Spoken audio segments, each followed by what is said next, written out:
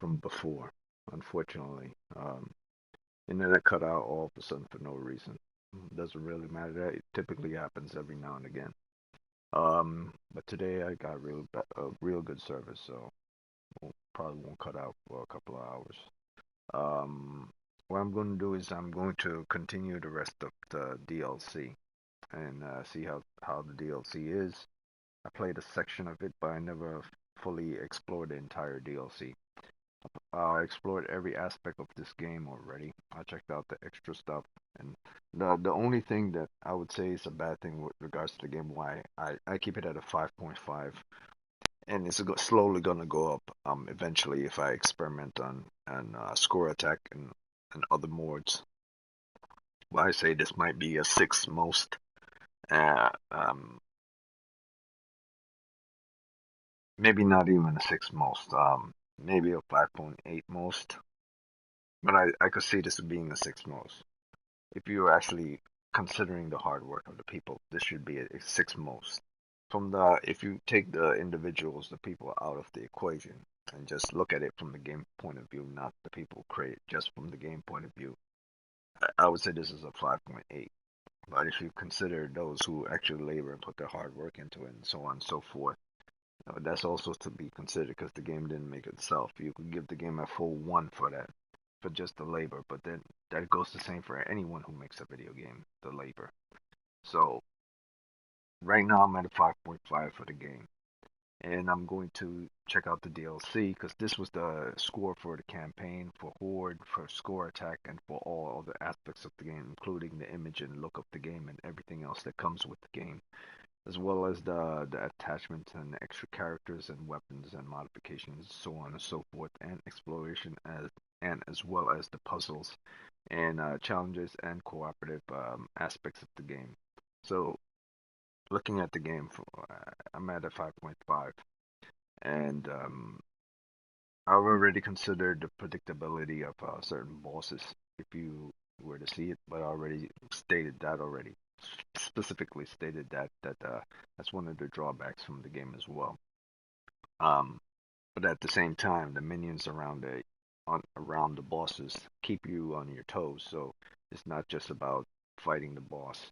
It's about staying alive so the minions don't hit you enough to take care of the boss because it's more of an aim to see if you hit the exact spot on an enemy whilst trying to survive the hordes that are coming around you. It's like if you ever played Warframe before. It's like fighting I forgot the Prophet Taker. It's a giant-sized spider, and it's called the Prophet Taker. And the sole purpose of the Prophet Taker is to do increase in heavy damage to you that you will die. But in order for you not to hurt her, the Prophet Taker, because it's a giant she spider, that's a robot, um, to not do a lot of damage to that boss, is the minions that are surrounding the boss. They keep you on your toes so that you don't put in enough damage, and that goes the same for any fight. Like if you're fighting a boss and you're surrounding the boss, and it might seem too easy if it's just the boss and you understand the boss's mechanic. So to keep you on your toes, they're throwing enemies at the same time, and that's one of the things I like about this game. That if they find if they play the game themselves and tested the game themselves and realize that certain things are predictable. The whole point of having minions in the game that are going faster than you are sometimes is specifically to keep you occupied so that eventually your entire squad is dead or eventually um, they die in the process, but it'll take you a longer time to kill them. So I like that part of the game. I don't like the obvious method of certain bosses' arm. Like they're predictable in their attacks and their executions. But like I said, this game wasn't really meant for pros. It was meant for everyone. And everyone games means kids as well as adults can play this. As long as have parental guidance if you're under the age or if you're a teenager or this is an all-rounder game. It's an adventure game. It's like watching National Treasure or Indiana Jones. It's for everyone. That's why you can't make it difficult. You can't make it a Bloodbourne game. You can't make it a Call of Duty adventure where you have specific challenges that are so difficult. You destroying your fingers. This is not that type of game. They knew what type of game they made when they made it. They knew they were going for adventure and they knew what they were looking for. At the same time, you can't excuse certain obviousness that are faults within the game. And I'm pretty sure from more than 10 years ago when this game came out, I'm assuming more than 10 years, um, that they've improved. And of course they have. They've made Zombie Army 4, and the bosses aren't that predictable in that game. And they have other versions of that game, a new update coming out for that game as well. So what I'll do is I'll continue the DLC to see how past the campaign you have 3 additional missions in DLC as part of the game. See how those play out from beginning to end. If they're equally as fun, and if the puzzles are equally as hard, and if it is, I'll give the game another point 6 for that for extra stuff you get with the game and the extra characters of the game. Well, I already gave you points for the extra characters and the extra ammo and everything with regards to the game, not just the regular characters and everything. Um, but I really should, because when I was summing up characters and I was summing up powers, I was doing it from the point of view of the standard 4 of the game. I wasn't doing it from the point of view of the secondary characters. Though they are not that much different, they just have different executions of attack and different weapons. I did consider every single gun in the game, including DLC, and I did consider all the powers in the game, including the DLC characters as well. Um, so I think I'll still leave it at a 5.5, and I could get it up to a 5. I know this is going to go up to a 5.6 based on the DLC itself, but score attack will probably be what really janks it up to that 6, or at least get it to a 5.8. So I believe, in my personal opinion, as an all-rounder game, that everyone would agree the game is it's a 6. But in my opinion, from beating the entire campaign and everything else, I think this is a 5.8, a slightly above average game, because it has a lot of faults. It has a lot of drawbacks to the game. And as much fun I was trying to make the game out to be, from my own point of view, trying to see good things about the game. Certain things, in my opinion, are inexcusable in the game, even from way back then. Because if you look at the first Devil May Cry, there are certain things in that game that are inexcusable. But based on the time frame from which that game came out to compare to how it is now, they weren't thinking about certain some of that stuff. So a lot of that stuff I excuse. A lot of people wouldn't excuse, but a lot of stuff I excuse because of time. So I believe it's an all-rounder game. It's a 6 because there are certain things that you can excuse based on time frame, because those were times when people weren't thinking about certain things with regards to games, and there weren't that much streamers back then to criticize games, even though there were, but not many people were listening. And I'm only saying this game like came out 10 years ago. This game probably came out more than 10 years ago. So if it came out more than 10 years ago, then that's even more reason that it deserves that 6. Um, but as a total, I think I might keep it at 5.8 when I reach there, because I know I'm at 5.5 right now, and based on that the campaign for the DLC, I might get it to a 5.6. And then based on score attack and horde, I might give 1 additional point for each one of those based on the interest of what I find deeper in the game. But that's something I'll do in my personal time. I won't give it a points based on what I find in there right now, because this will be my last Train Brigade video. And I already know, even if some of the stuff in score attack and in horde are repetitive, the levels, the type of enemies you're going to fight are going to be a little different, and it's going to be a little bit fun. The first level of score attack was fun for me, and I played that solo. So in a group of people, I already know it'll get 1 point, additional point, and get it up to 5.6, because in the group setting, it'll be even more fun, 5.6. And the same goes for Horde mode. In the group setting, I was playing it by myself, solo. I gave it points for that. But if in the group setting, it might be even more fun. You might be able to switch out between weapons, so on and so forth, just like Zombie Army. So I might give it 1 more point for a group setting in and of itself, because experiencing the game solo is different from experiencing the game as a group, and you get to feel and have this moment within the game that's different than when you're doing it solo. The interaction, and you learn certain things while you're in Horde as well as while you're playing in score attack with other people. So I already know this thing is going to go up to 5.8, in my opinion, and like Metacritic has it at a 6. I would say that's about accurate. But if there's something that falls back, I would say it's a 5.8 in my book.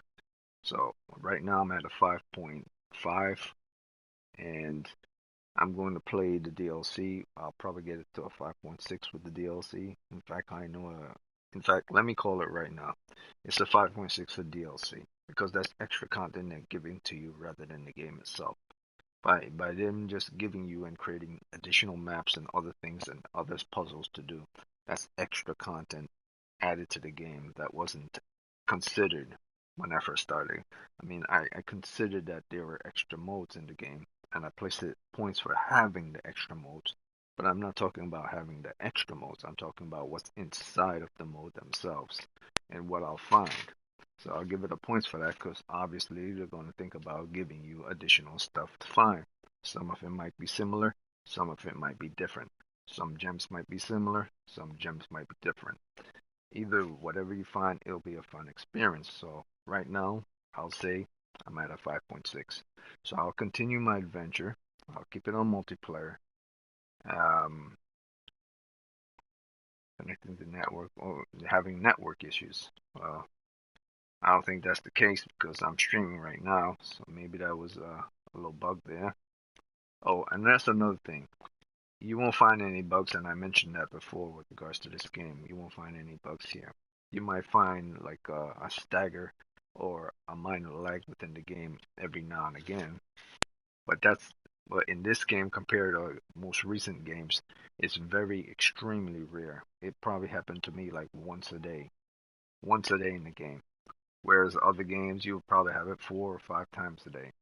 And not only because this game is older, but because most of the time when you have lag, it's due to the amount of people that are playing or connected to the server. So I have no problems with the game itself running and doing its own thing. So I'm going to check out the DLC,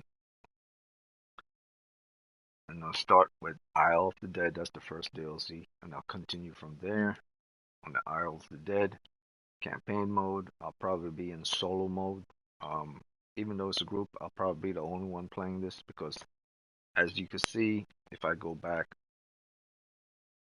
to the beginning, there's only one other person that's playing. Oh, there's someone playing Isle of the Dead. Level 1. Okay, so I'll join this person, and I'll join them, and I'll play it, and I'll see what it's about. Maybe they're already deep into it. Maybe I shouldn't start it, but I'm going to do it anyway. And let's see how things go.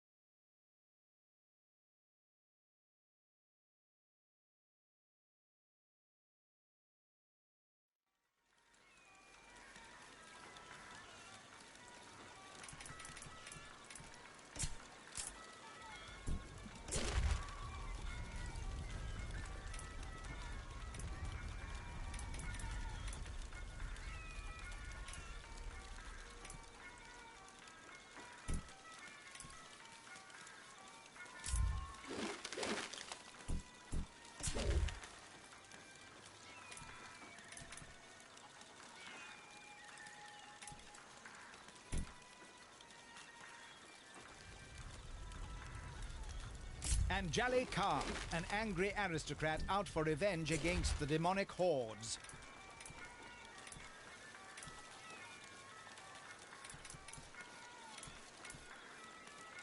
Frank Fairburn, soldier of fortune.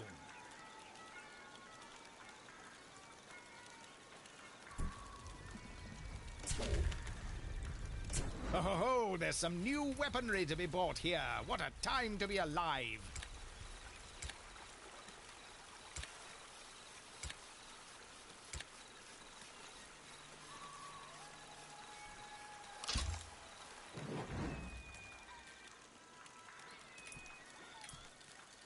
Oh, I say, you've enough gold to purchase new weaponry. How exciting.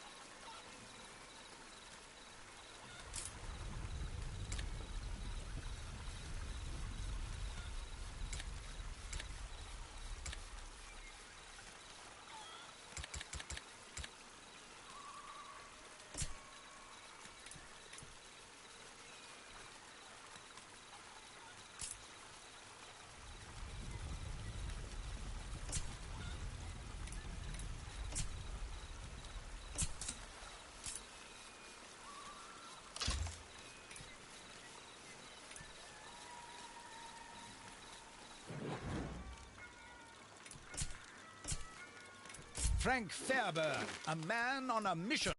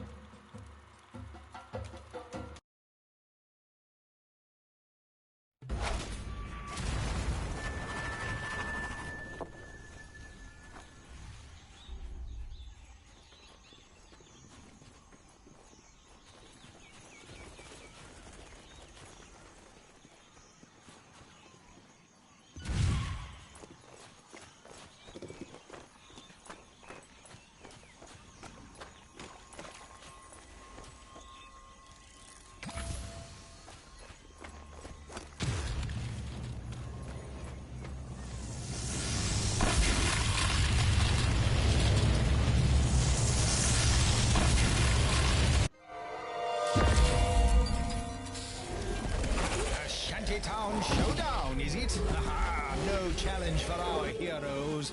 Hopefully. Well, heroic last stand. I might not say.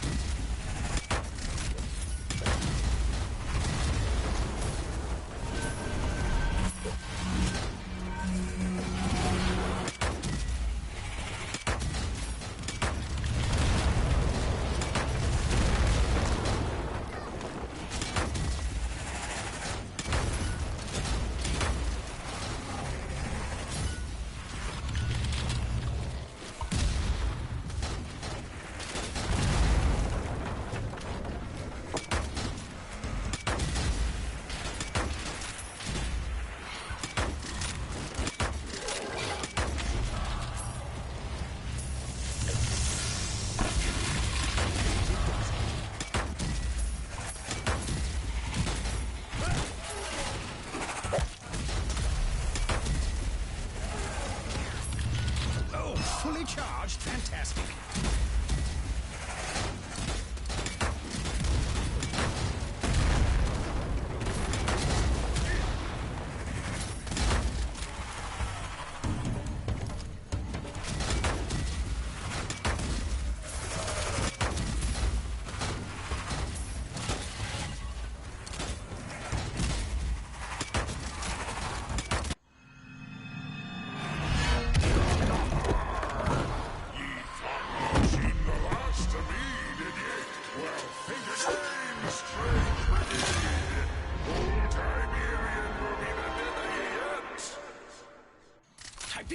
Again! How? He's supposed to be dead! How the devil did he get here?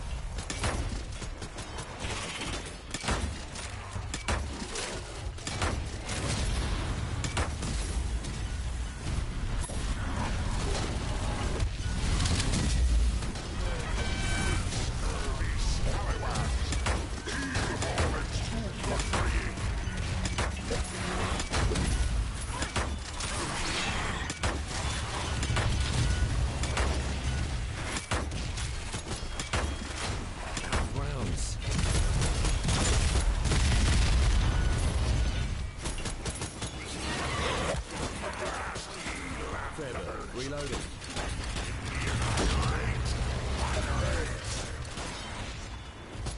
Ammo. Lovely stuff.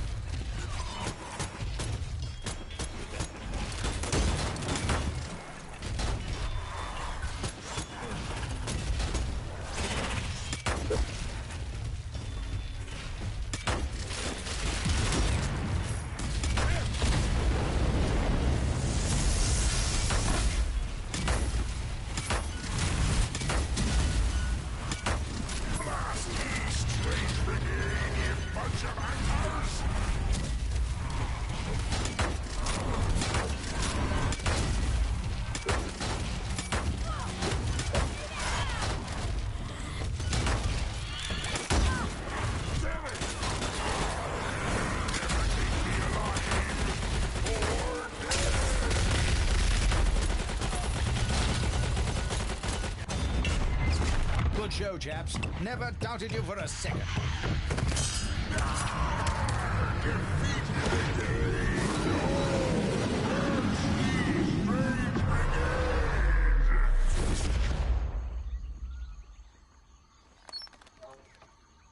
Let's crack on then.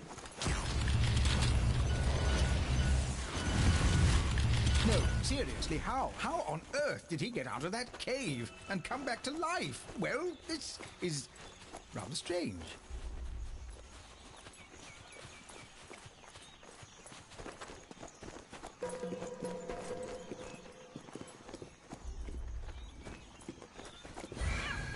Well, look at that terrific temple. Not much further to go now, Brigade.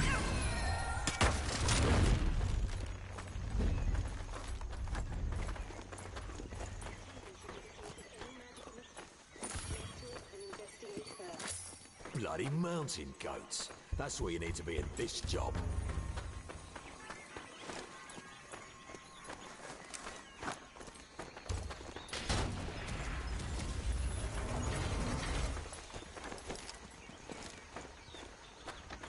Sounds like the clock is ticking for this precise trouble.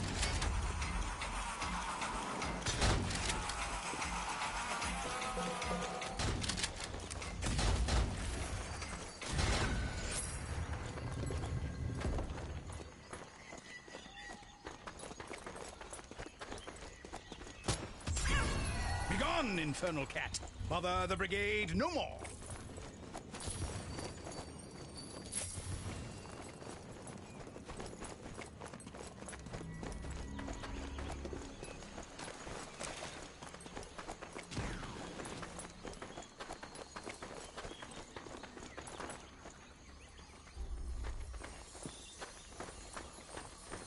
Well, it's not Kew Gardens, but who knows what tempting treasures and deadly delights lie within the foliage here, eh? Let's have a shift around. See if there's anything wrong.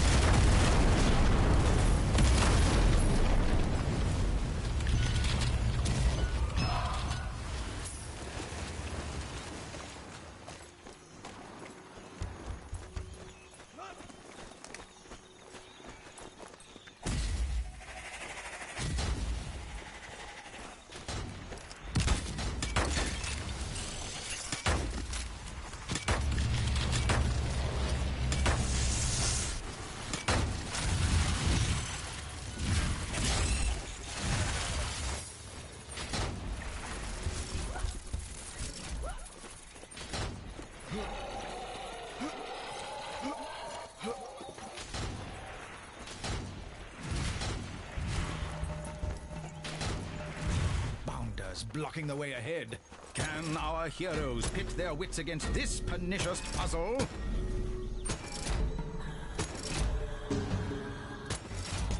Not so hard.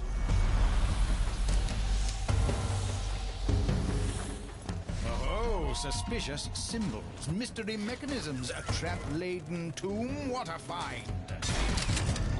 Another puzzle.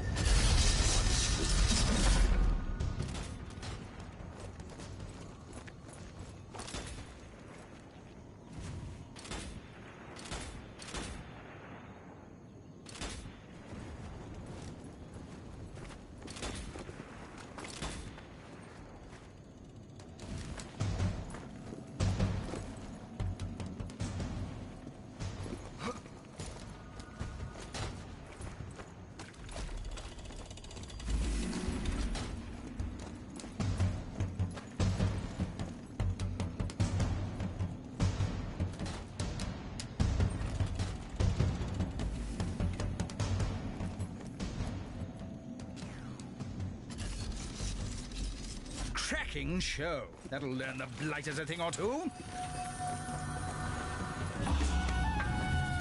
Well found, old chap. This'll come in handy. I've drank worse. Catch me up, juice.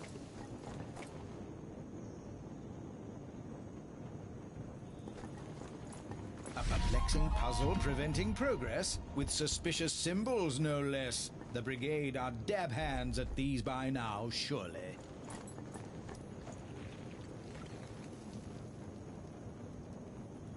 Yep, so this is the very first time I got stuck in this game.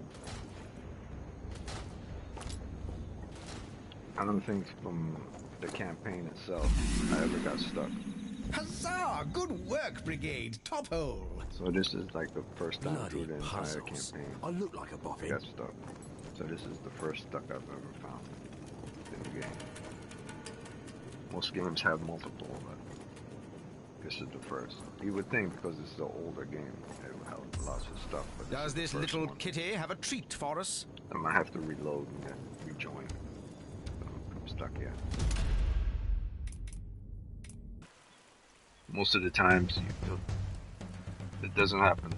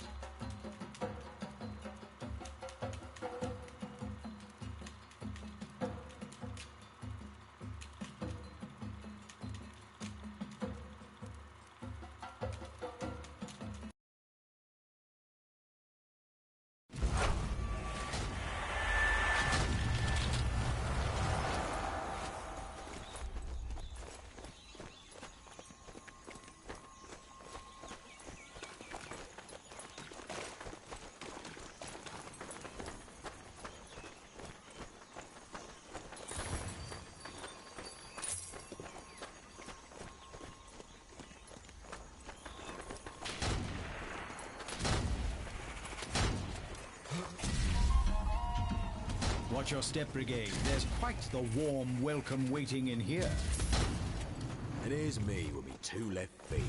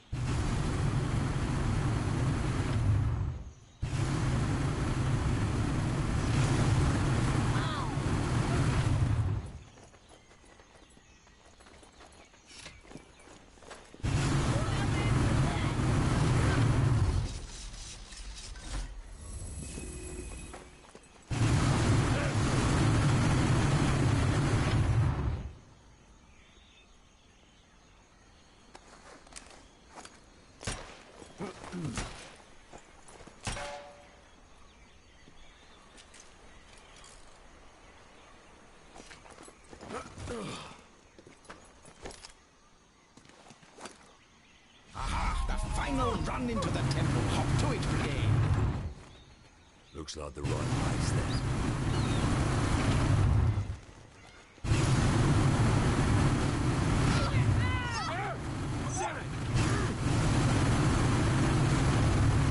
The Brigade should never leave a chump trapped in a coffin.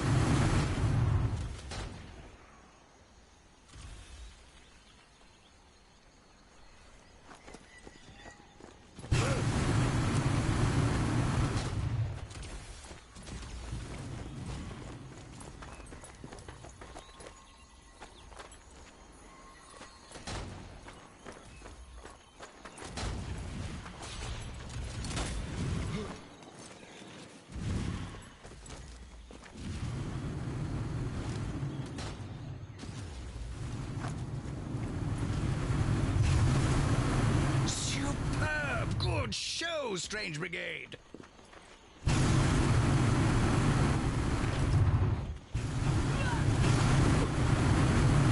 Our heroes arrive at the temple. What mysteries lie in wait behind its doors, I wonder?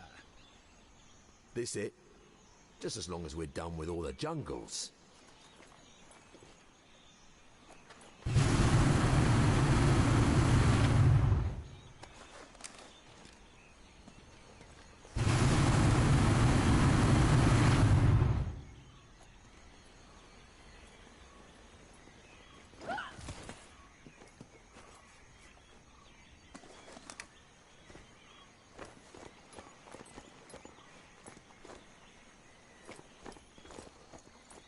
A cheeky bit of treasure towards the tail end of adventure, eh? Good find, Brigade.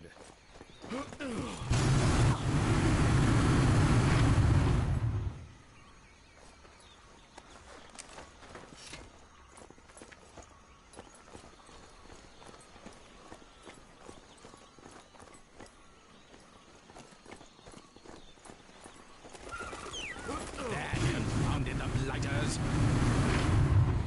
Oh, good Lord! Murderous mysteries! Watch out, Brigade! Let's go then!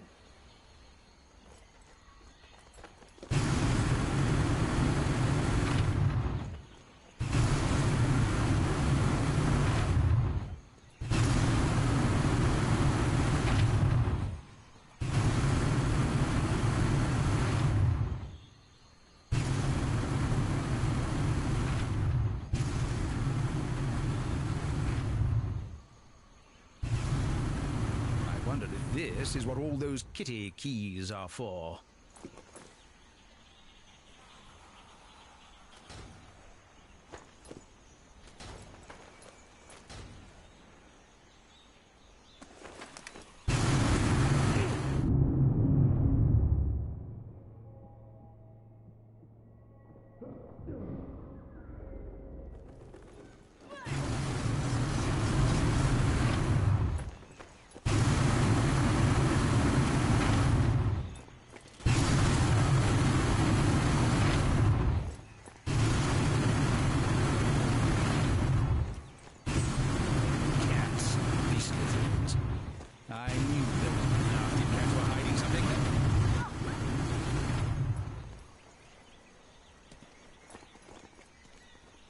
Celebratory drinks back at the officers' mess.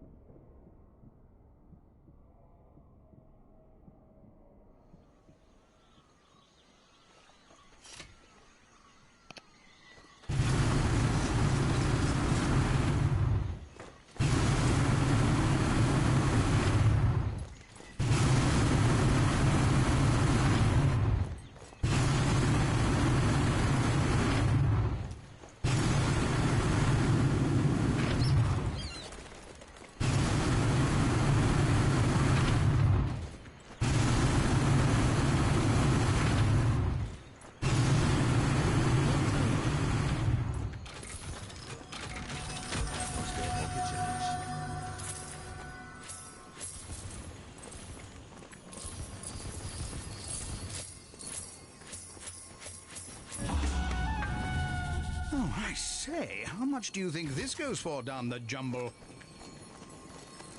Useful. In need of a little pick-me-up, eh?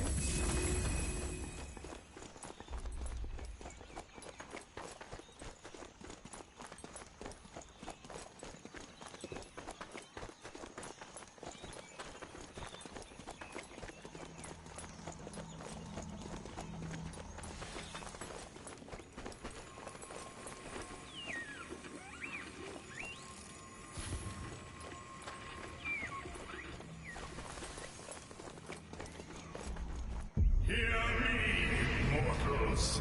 I am Bess, defender of Egypt. Now, I am not pointing any fingers, but someone has slain Amit the Devourer, and now nothing guards the gates between the realms of the living and the dead.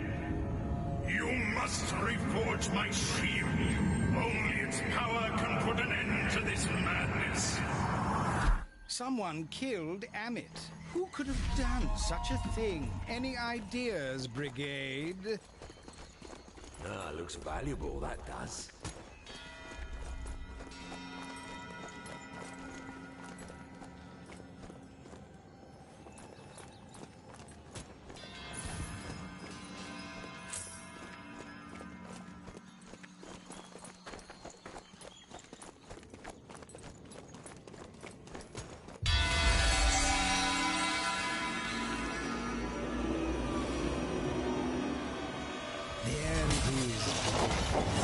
Abnormal antiquity that's the source of all the supernatural chicanery on this island.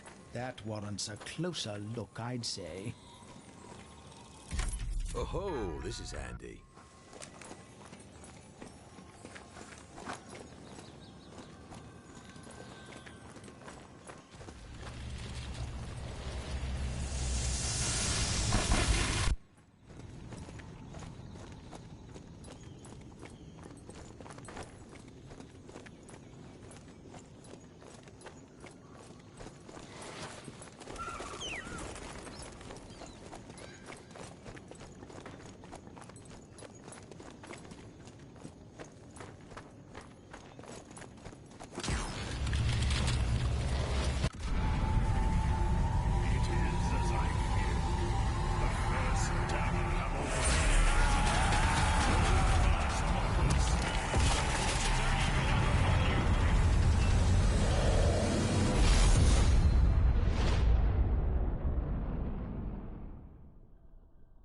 I say, where did this horde of horrors spring from?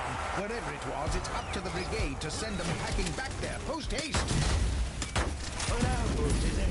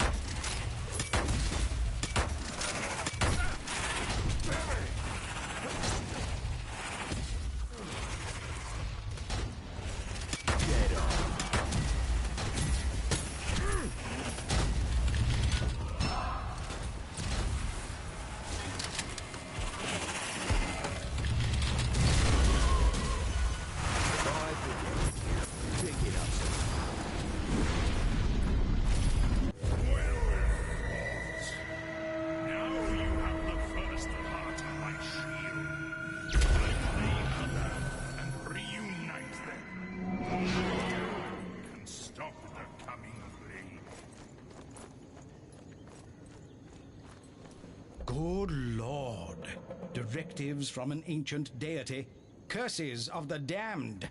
What otherworldly horrors await our heroes? Find out in the next thrilling installment of The Strange Brigade. Mission complete. Time to count out the gold, Strange Brigade. The expedition's just gone a man short.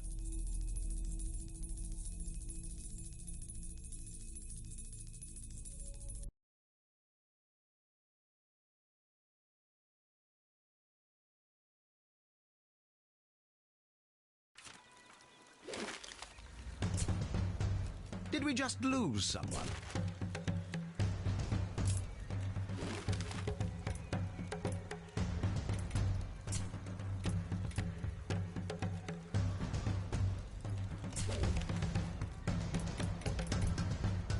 Jaled Khan, bringing a touch of class to the proceedings.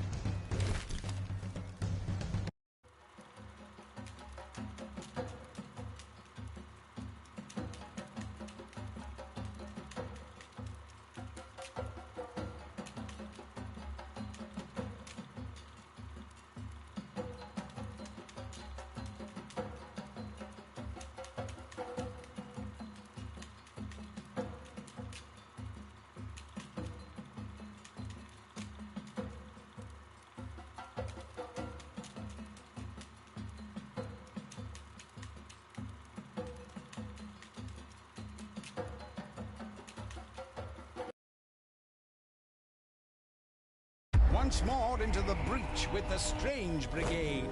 Whatever mystic menaces await, these chaps are more than a match for them.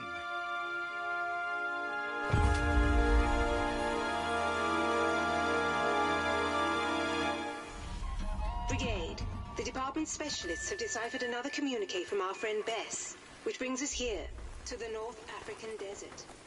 However, they've yet to offer any intelligence on this curse of the thrice damned. Recover the second... Blimey, an absolute bonanza of bats! Watch out, Brigade, I hear they carry rabies.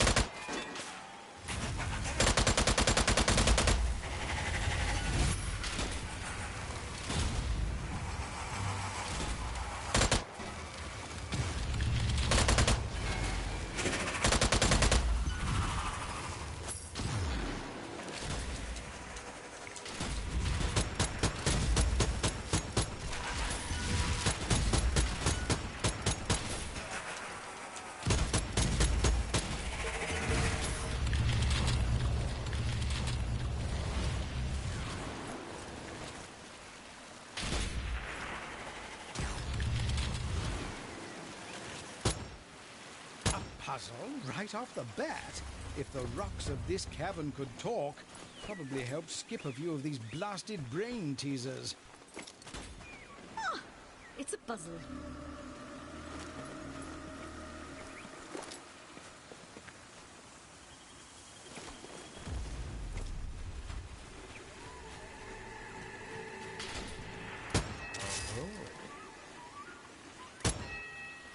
Solved! Huzzah! Onwards! There's adventure to be found.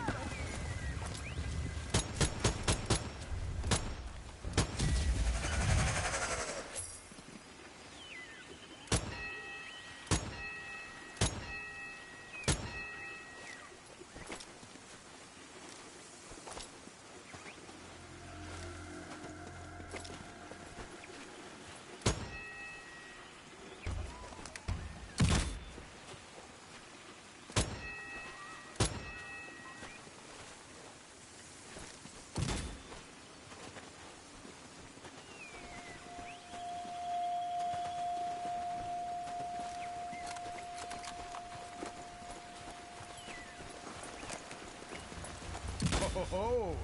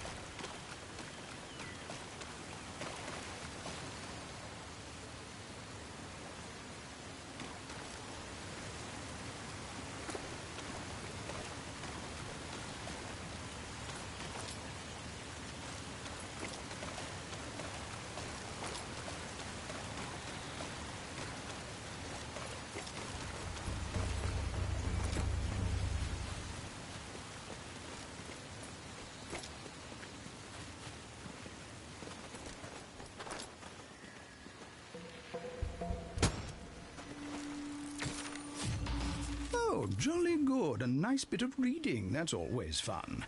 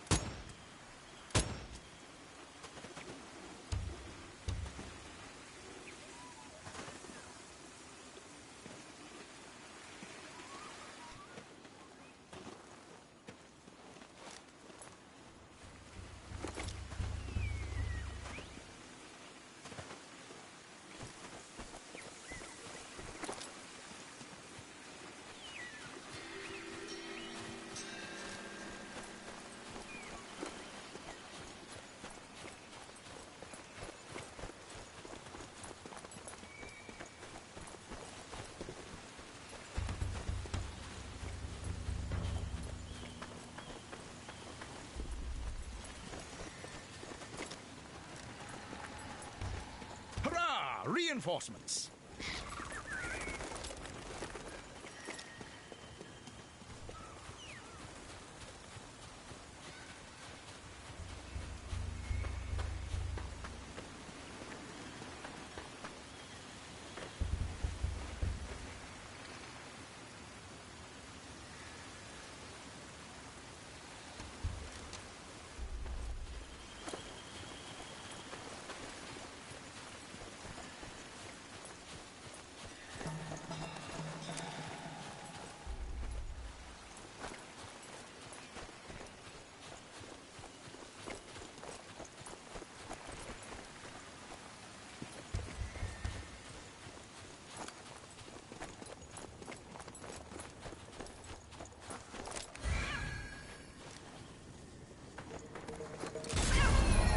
Shot!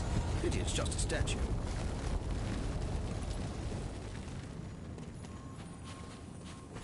By gad, that would make a fine watercolor or picture postcard.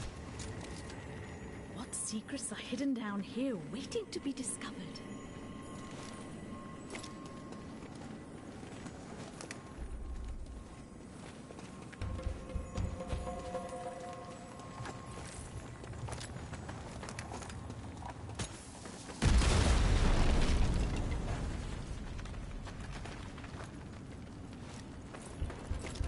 There, by the waterfall. Watch out, Brigade.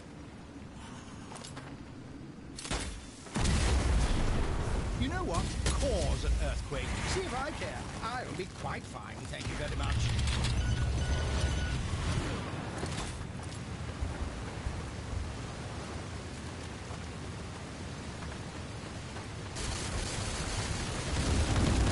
Another blockade? Blast! The hunt for the key forward begins. Never the shortest way for us, is it?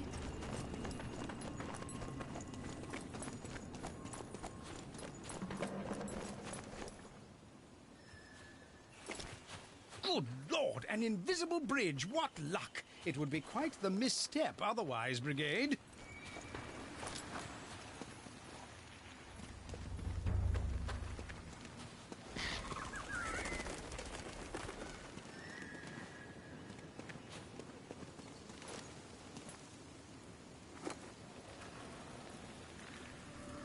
The damn thing is somewhere around here. I don't know what the hell. It's somewhere in here.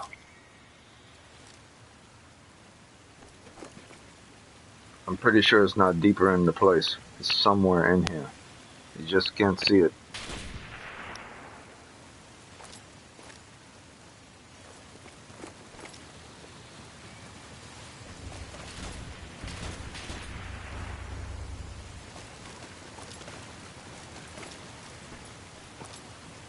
Oh, hurrah!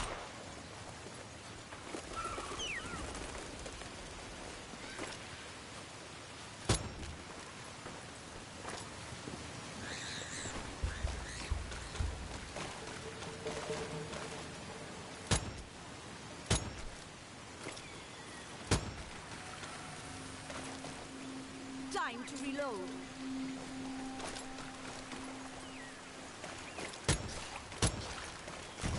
Good lord, the off button too complex.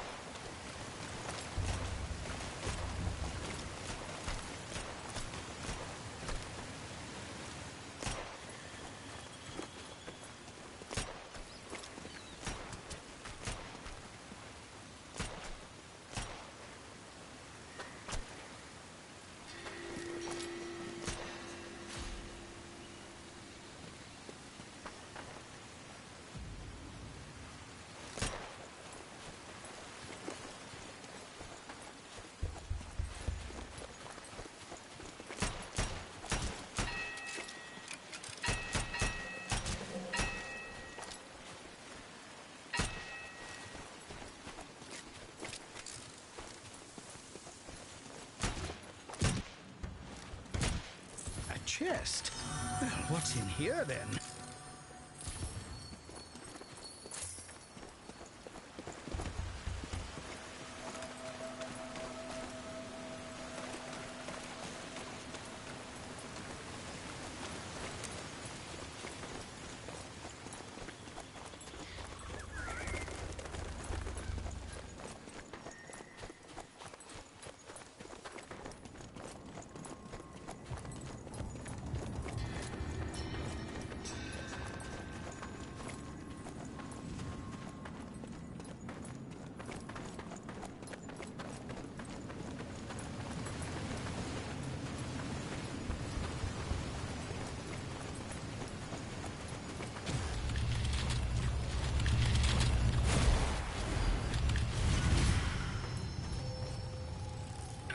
These again?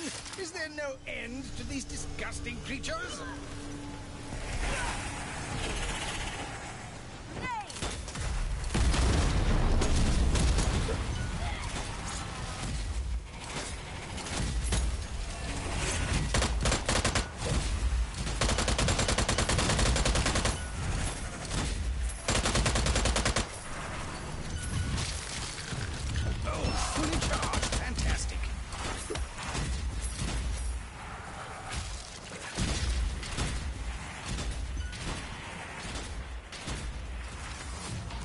Literature.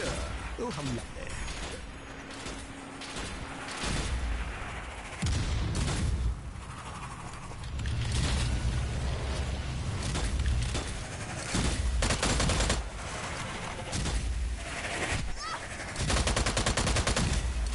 Ah, well done, chaps. The way ahead is open once more.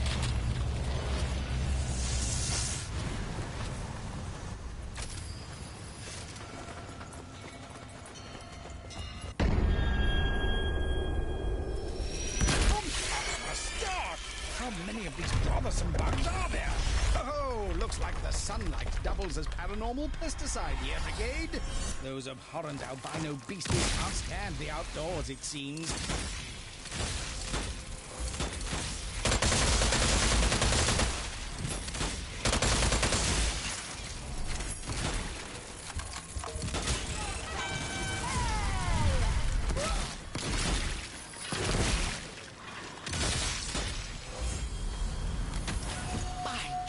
Bigger guns! What a time to be alive!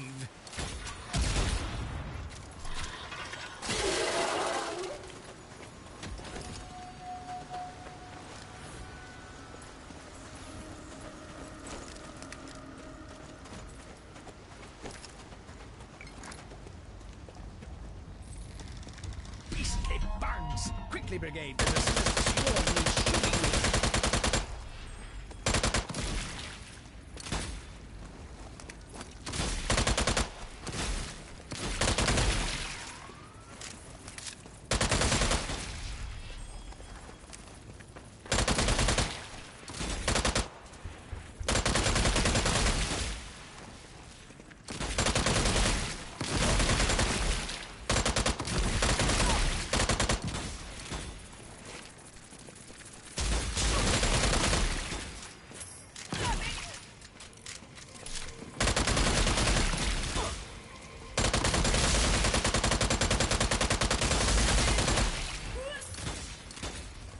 Just what I need. Reloading here.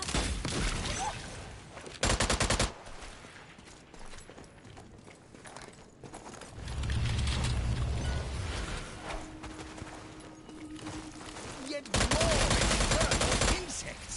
These caverns are positively covered in the creatures.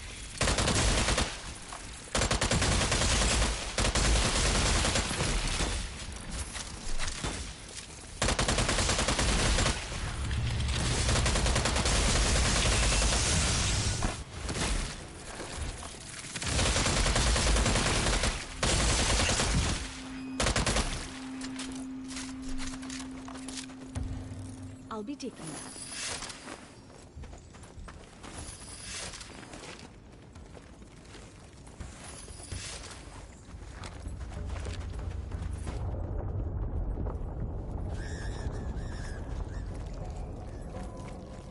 You're inside? Good work, Brigade. Keep pushing ahead, and our experts will try to uncover more about this cursed Tempting dam. treasure or a perilous plunge to certain death.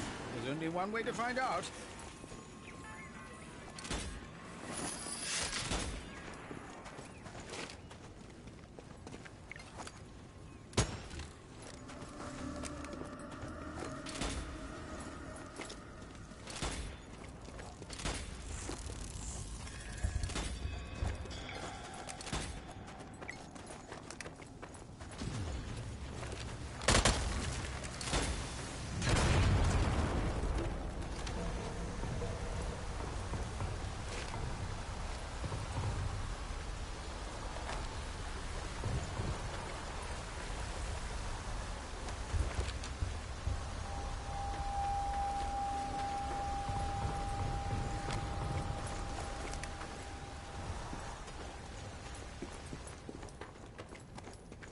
I say, what a magnificent metropolis. No doubt this was quite the sight in its heyday.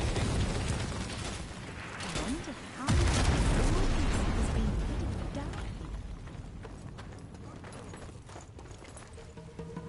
here. Has our hero's insatiable thirst for treasure trapped from within this ruin? Oh no, they're fine. Panic over.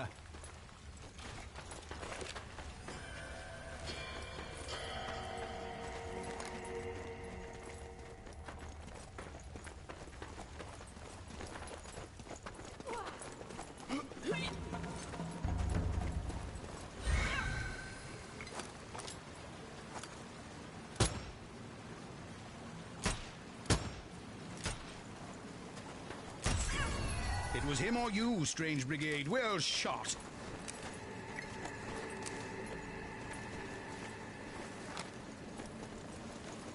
That door looks rather ajar, Brigade. I'll see myself out.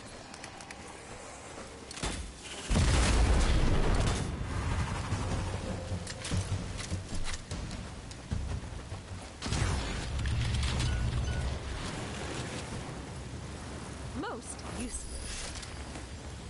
HG, well, I never. Subterranean shuffling corpses. To arms, Brigade.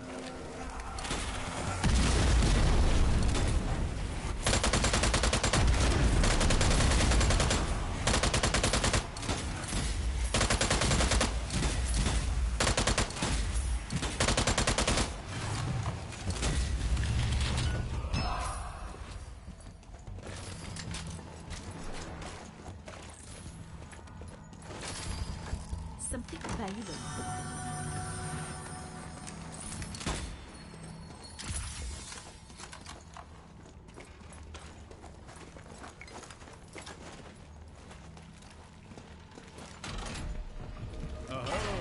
wonder if a brief bit of poking about here might produce a profitable outcome.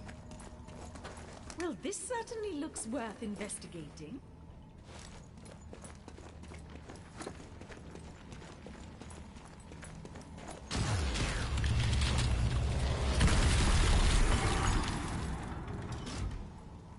Can our heroes pit their wits against this pernicious puzzle?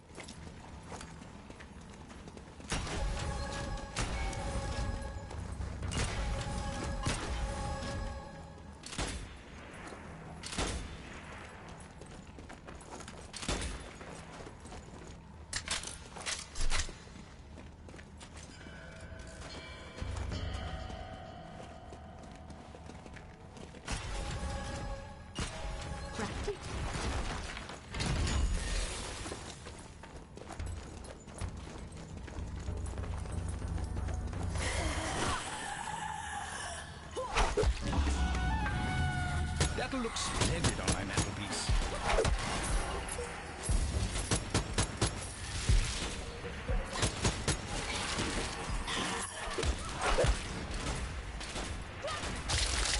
Oh, right in the kisser.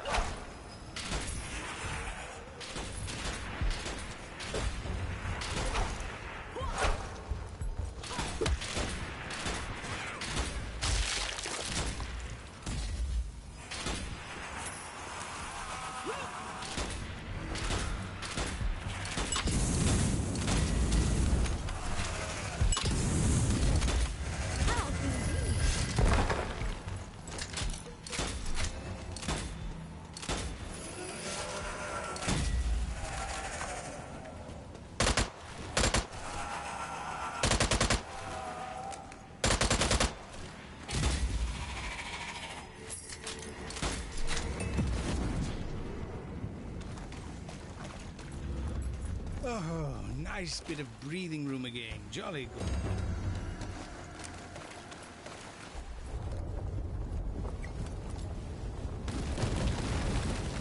Keep rolling, Brigade! What?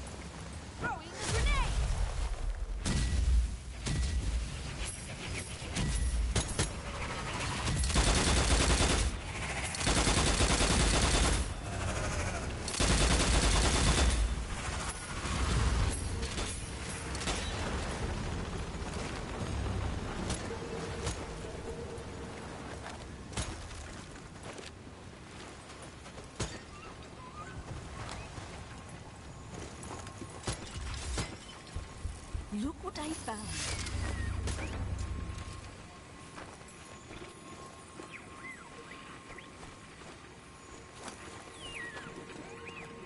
You know, this looks like the sort of place where our brave chaps could expect some kind of unsporting ambush.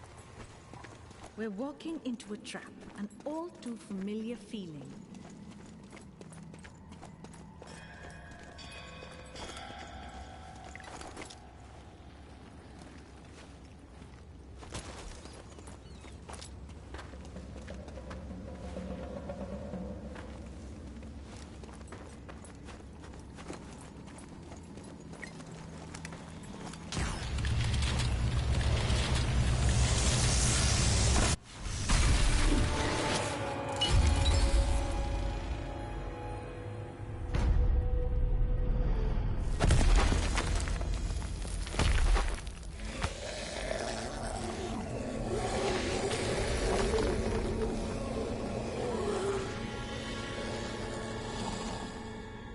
Oh my, a subterranean scuffle, is it? Oh, show them what for, Strange Brigade! Here they come! To battle!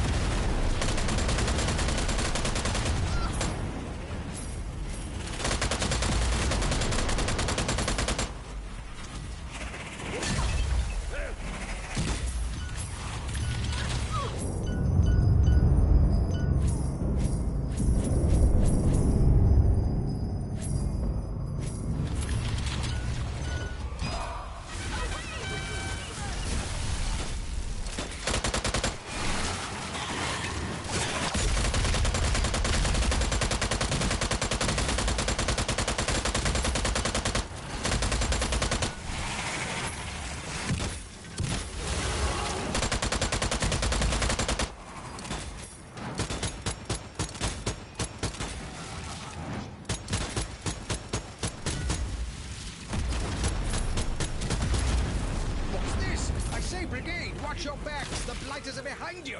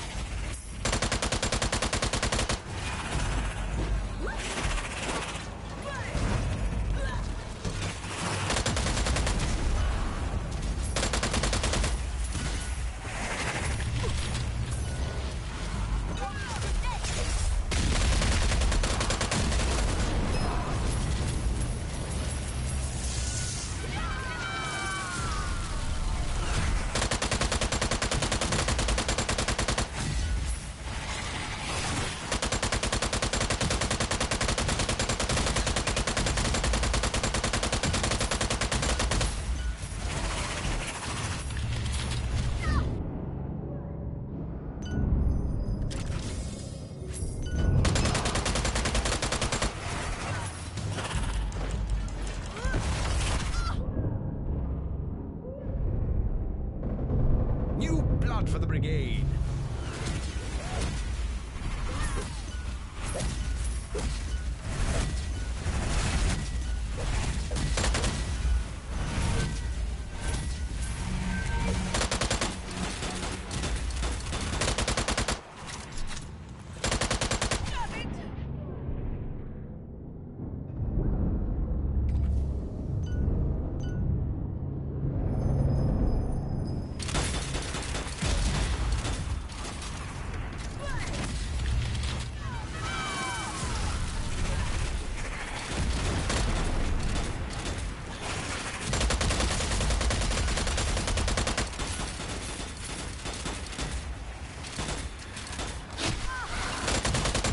Watch out, Brigade. There's bull-headed brutes on the loose.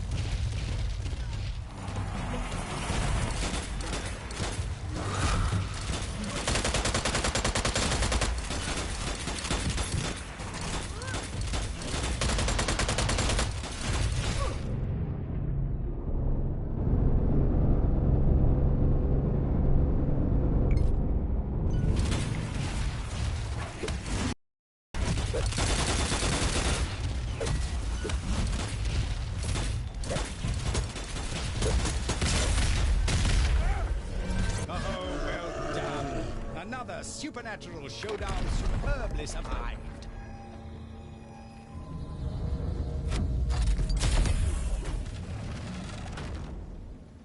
So much for those things.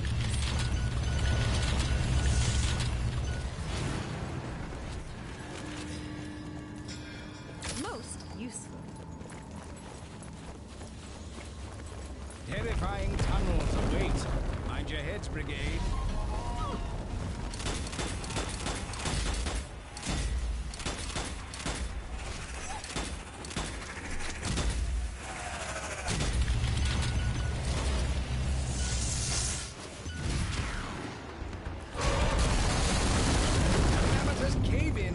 Watch your step, Brigade. I suspect these tunnels have seen better days.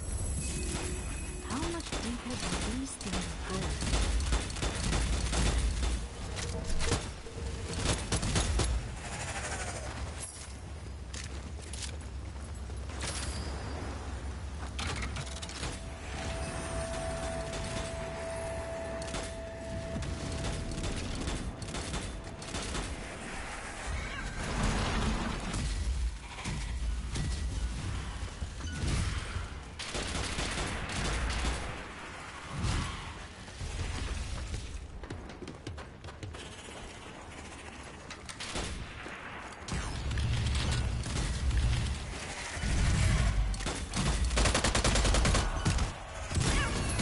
See what this one's got for us.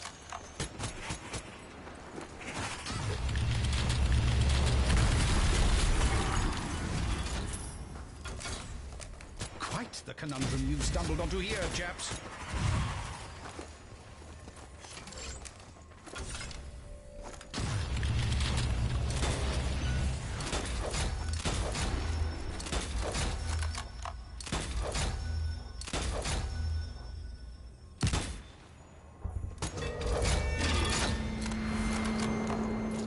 A tucked-away tomb can mean but one thing.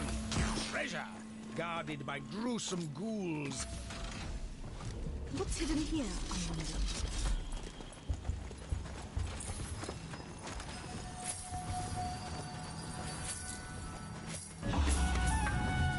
There's madwood here. Perhaps this cryptic cavern isn't as secure as first thought.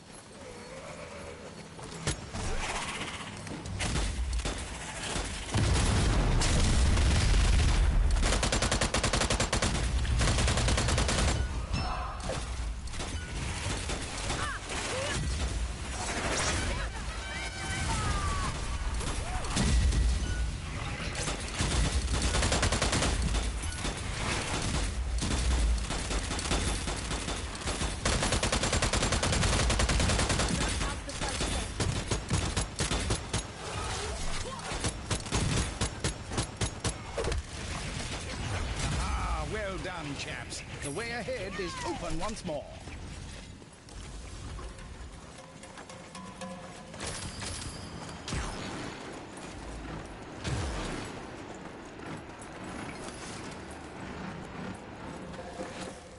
Ah, ammunition.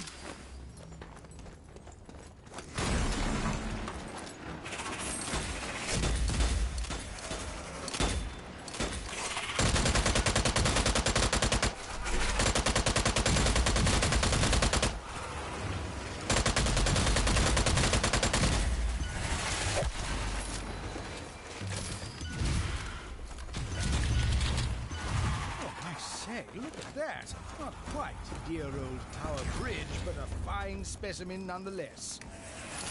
What great civilization once flourished here.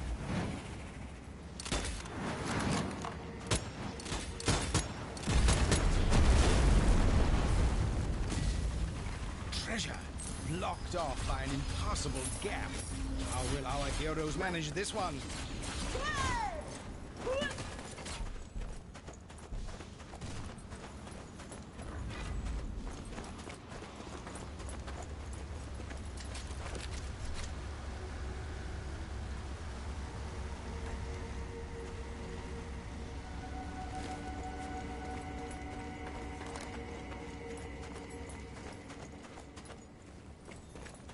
Puzzles again, I see.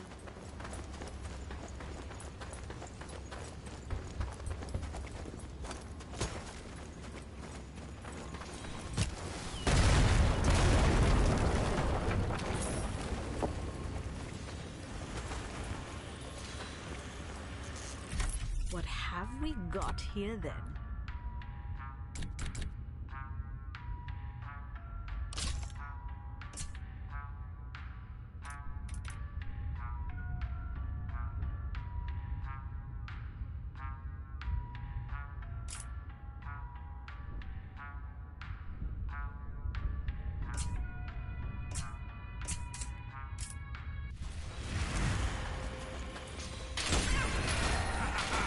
Nine lives won't save that beast.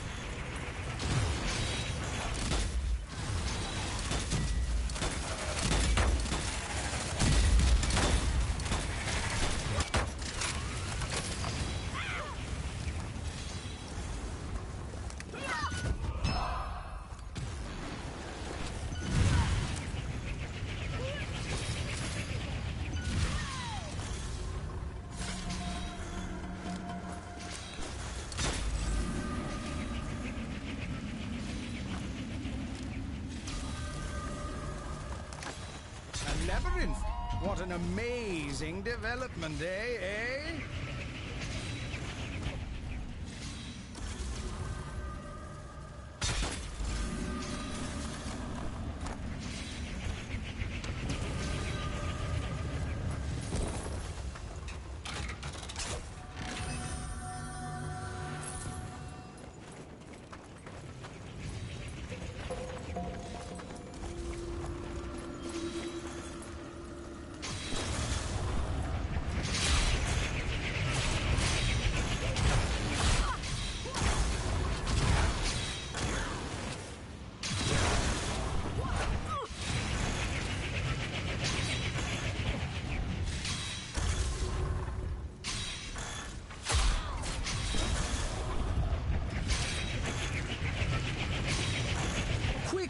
colleague needs help.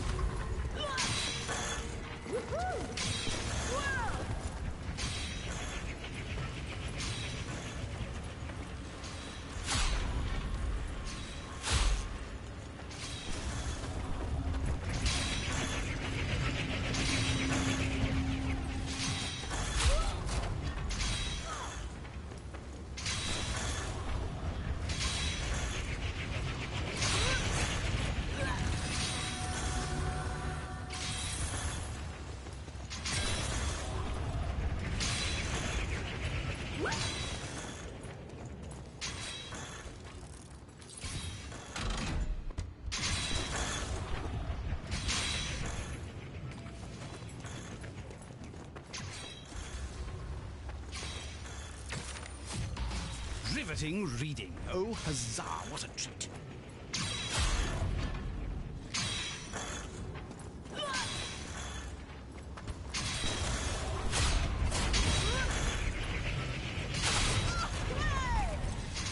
This'll fix me up. That is not an experience I wish to repeat.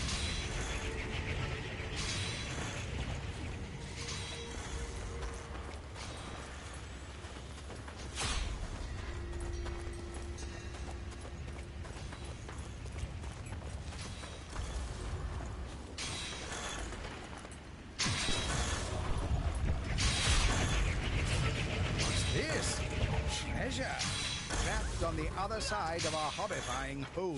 Can our heroes best gravity once more? Success! Well done, Brigade. You've solved this tricky trial. The way ahead is open. Can our heroes pit their wits against this pernicious puzzle?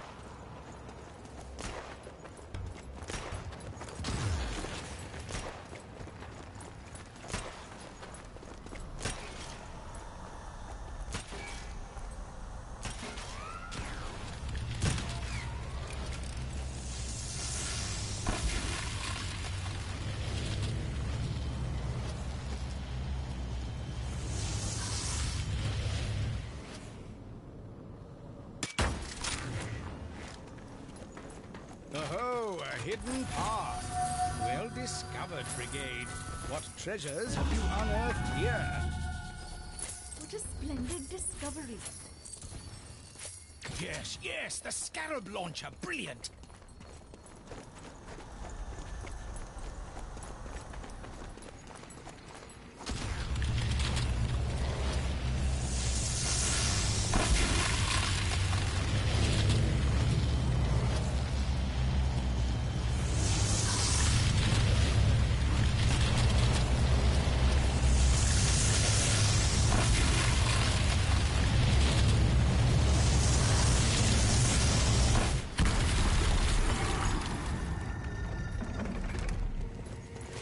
What a magnificently ancient edifice tucked away beneath the earth. Truly a sight to behold. This must be where Bess's shield is being guarded. Time to liberate it. Still no news, Brigade. Someone. Assailants abound from the terrifying temple. Quickly, Brigade, to arms!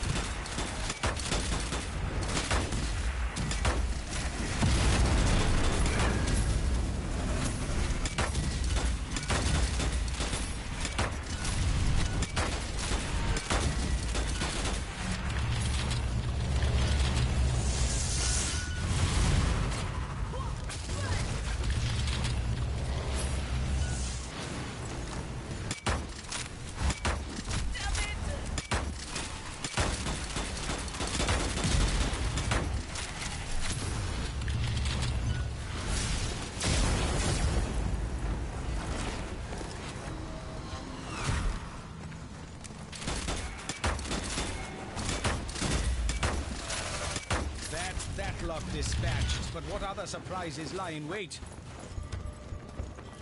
Oh, quite the fearsome foyer. The brigade will need to be on top. This could be a painful experience.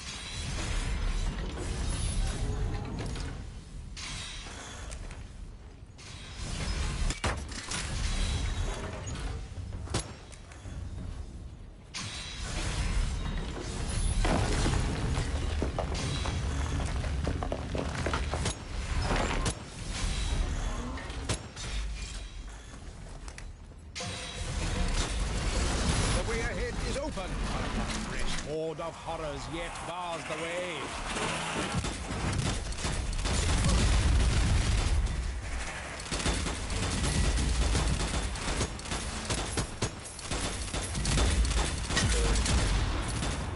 The way ahead is open. Hurry on, Brigade.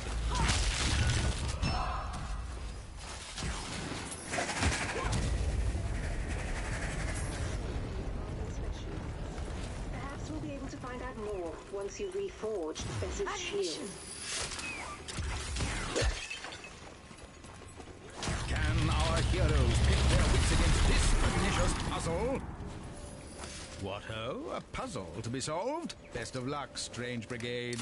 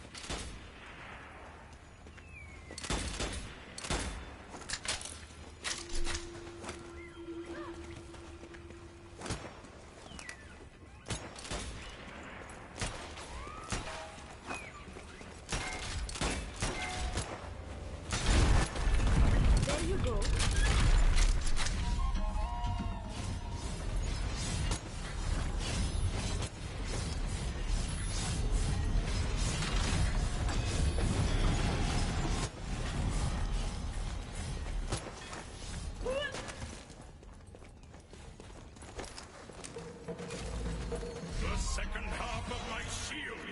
Well found, mortals. A puzzle? Here? At the penultimate moment? Who could have guessed? Let's hope our heroes can solve this blighter.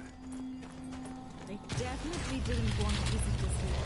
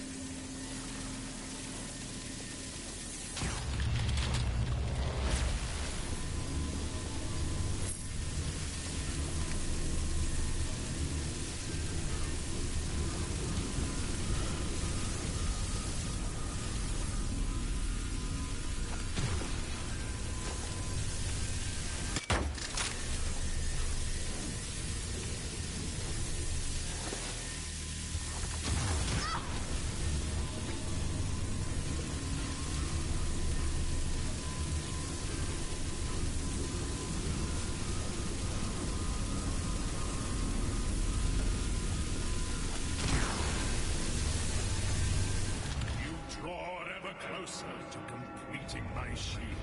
Well done.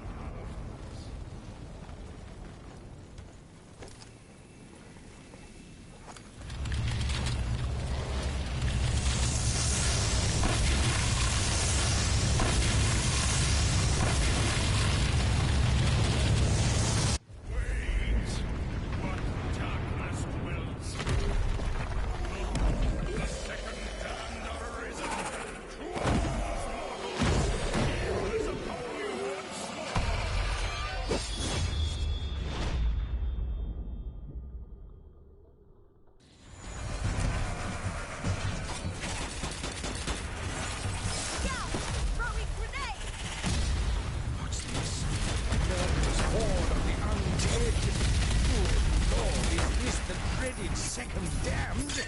Watch out, strange brigade! Second damned demon? Aha! Sounds like the takings of a thrilling hunt.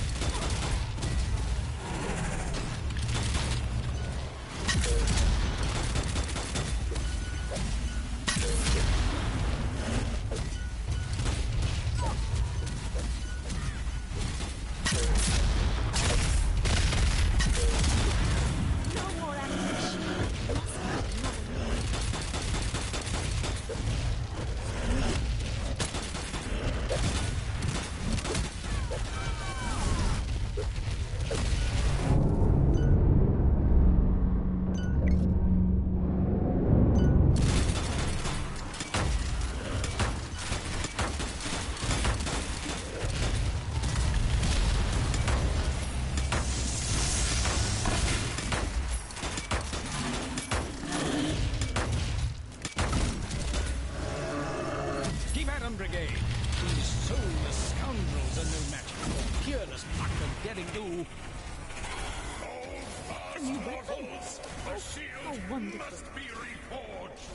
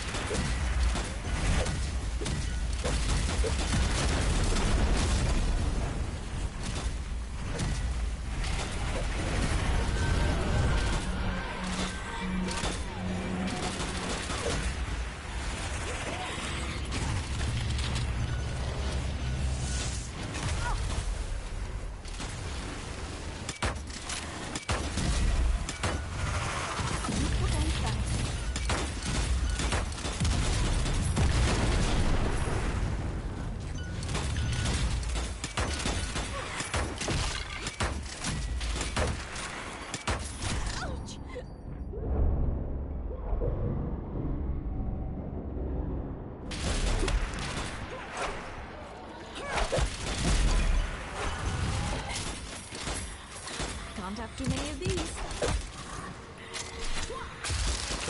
Oh, that's it, the old 1-2 punch.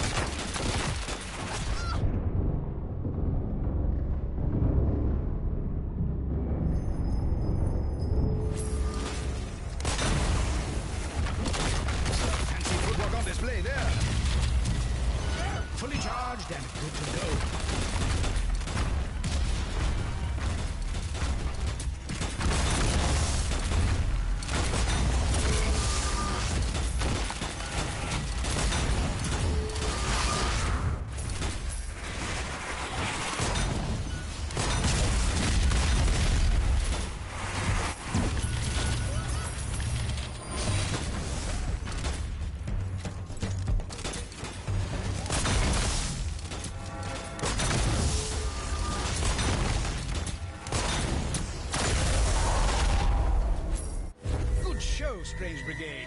Now pick up that sensational shield and let's call it a day. Well, now they've been dealt with, I believe there's still a shield to fix. Feeling better already. You have done well, mortals. My shield is restored. Carry it now to my shrine. Only there, at the altar from where it was stolen, can its powers be used to undo the damage that Amit's death has caused and stop the curse of the thrice damned. By Jove, another adventure in Egypt. That sounds a tad troubling. Never fear, whatever frightfulness is about to unfold, I know just the chaps to see it off. Yes, Strange Brigade, your finest hour may be about to begin. Aha, now to dole out the treasure. How lovely.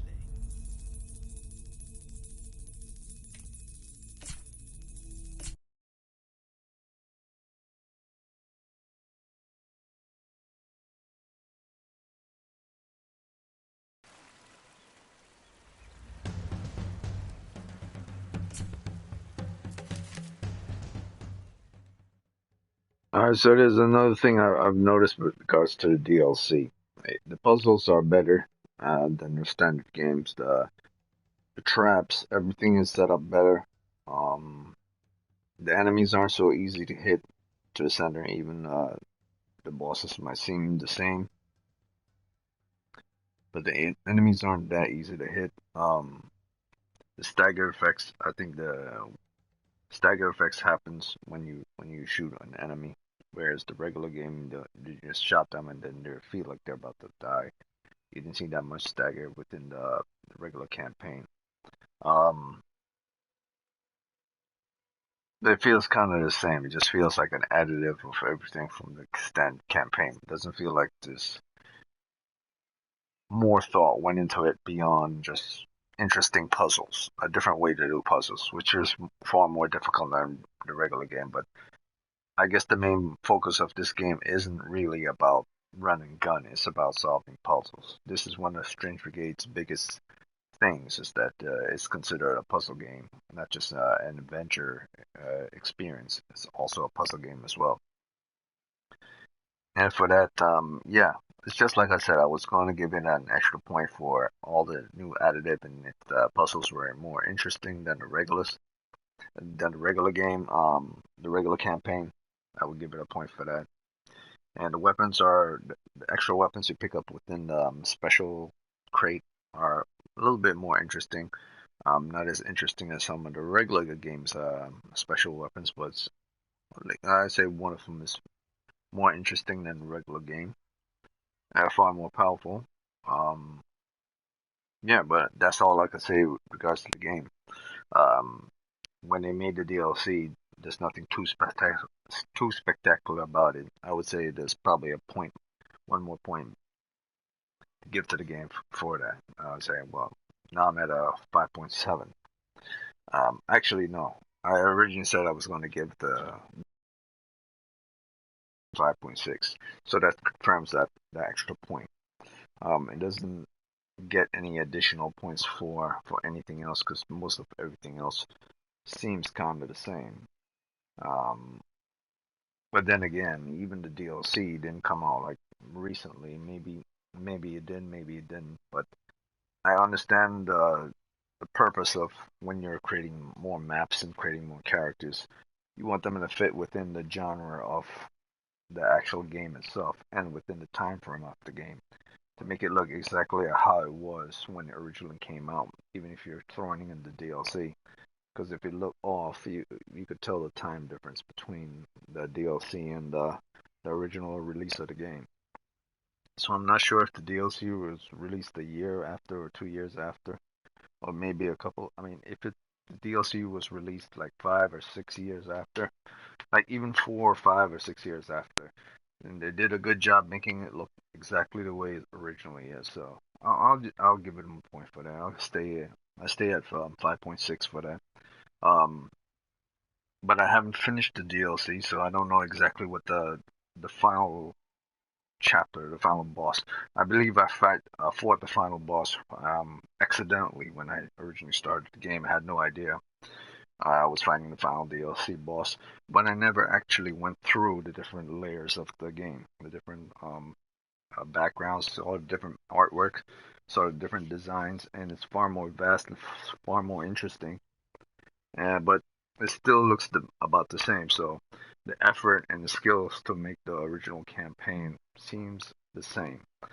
Things were lightly touched up and lightly improved on, and the most thing that I would say improved since the original game is probably the puzzles. The puzzles just a little, but not too much. I will offer it just like 1 point for an additional extra effort with regards to content placed into the DLC, but nothing more than that. So I would have to dig deeper into Score Attack and Horde to see if it could go beyond 5.8, the standard score that I was going to give it for, and about this 6.0, the overall score I would give it if I was the general person and not a gamer. Um, so right now I'll keep doing the campaign. If the last mission is and all layers of the last mission is more fun, I'm I'm gonna probably give it an extra point. I mean, if I'm gonna give the DLC, the entire DLC, the first mission, second mission, third mission, I'll give them all 1 point altogether. But if there are additional more stuff within the first, the second, and the last mission, that seems interesting because the first mission didn't seem that interesting at all. It seemed like something from regular game. The second mission was a sunken treasure or sunken ship, or sunken island or something like that. Seems far more interesting. Um, and the locations and the actual map designs and the actual puzzles and the actual depth, color, um, the enemies were kind of the same, but everything else seems to have been improved slightly a little. So I'll give it an extra point for the second map that was created. I guess the first map wasn't done that great, but I'm not giving it a point for it was done better. I was giving it the entire DLC an extra point, and I would reward additional points for each section if there's content within each section that made those sections seem worth their individual designs. Or I would reward an extra point to the entire DLC if there are extra content within the overall design within the game. Now I say reward, but people who made this game don't care about me rewarding them anything. They just want to know that they did a good job to their boss or to those who are above them, who are payrolling them, and that they executed to the best of their abilities, and people like it. I like the game so far. It exceeded a 5, and this is probably one of the most underrated games that I would say that if it's slightly above 5, within that 5, 6, 7 ratio, that seems to have extreme potential beyond just its average. Because even though this is an average game, slightly above 5, around 6, around 7, depending on the type of person you are, this has a lot of potential. This has a lot of empty boxes that needed to be filled for that time. And the only thing I said before is the reason why that is budget. So what I'll do is I'll try to see if I could dig deeper into the final sections of the game right now and see how things are. And I'll probably do score attack just a little campaign though. So everyone's finished that. So no one's doing extra DLC. So I'm gonna probably have to do the extra DLC section. The last the Pyramid of Bessie. I did this before by accident, but I didn't know. I did it, so maybe I shouldn't do it. But I never actually did each section and actually evaluate it. So I think I should do it. But what I need to do right now, I need to actually give myself time to um use uh take this phone call I'm having right now. Somebody hitting up my phone, but I don't want to log off or log out or out of the game. So my video doesn't get. I have to make another video again. But what I'm going to do is I'm going to do this right now. Probably stay in this state right here. This front this character right here. Then I'm gonna hit multiplayer and then I'm gonna play the last mission. And then I'm going to probably do score attack. If circumstances are based on time frame is not to the best of my abilities, and it might take me a while. Then I could say maybe I'll just skip Pyramid of Best, but I'm not gonna. I believe I have enough time to do Pyramid of Best and do at least two score attacks missions and one horde mission, and to see how things go. But I know for a fact that I may not have to do horde mission because if horde mission is like anything I've learned in any game at the time, and then you have to fight them. So that I don't really think I need to do that. In fact, I probably won't do that at all because I already know how that's going to ever seen in this game. It's going to eventually be the final end bosses or the end enemies towards the last level of Horde. So it's not surprising how things are going to turn out. It's just going to be increased amount of difficulty to an extreme race, but that's pretty much obvious. Score attack, on the other hand, seems to be something quite different. You're not just um, running and gunning. You're not just trying to survive or level your weapons and then get access to certain pain. I know it's worth that 5.8, but I'm going to see truly if it's worth that 6. If it's like too many faults pop up, then I don't know. Maybe I'm a little picky, but I believe based on the time the game came out, the fairest I could give it, the fairest I could give it is 6. 2 additional points just for being fair and for its time of release. I can't give it anything more than that. Right now I'm at 5.6. We'll see where things go from there. I just need to take this call real quick and I'll get back. I'll leave this screen right the way it is right now.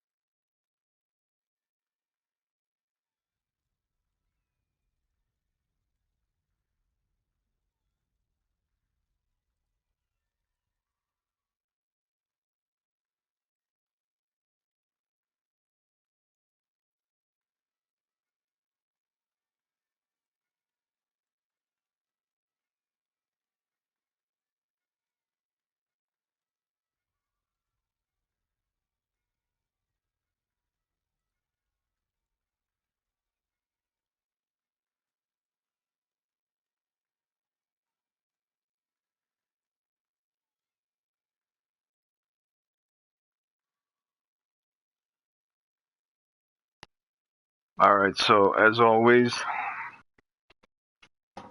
if if anyone wants to know, I always record these videos in there for archive purposes only.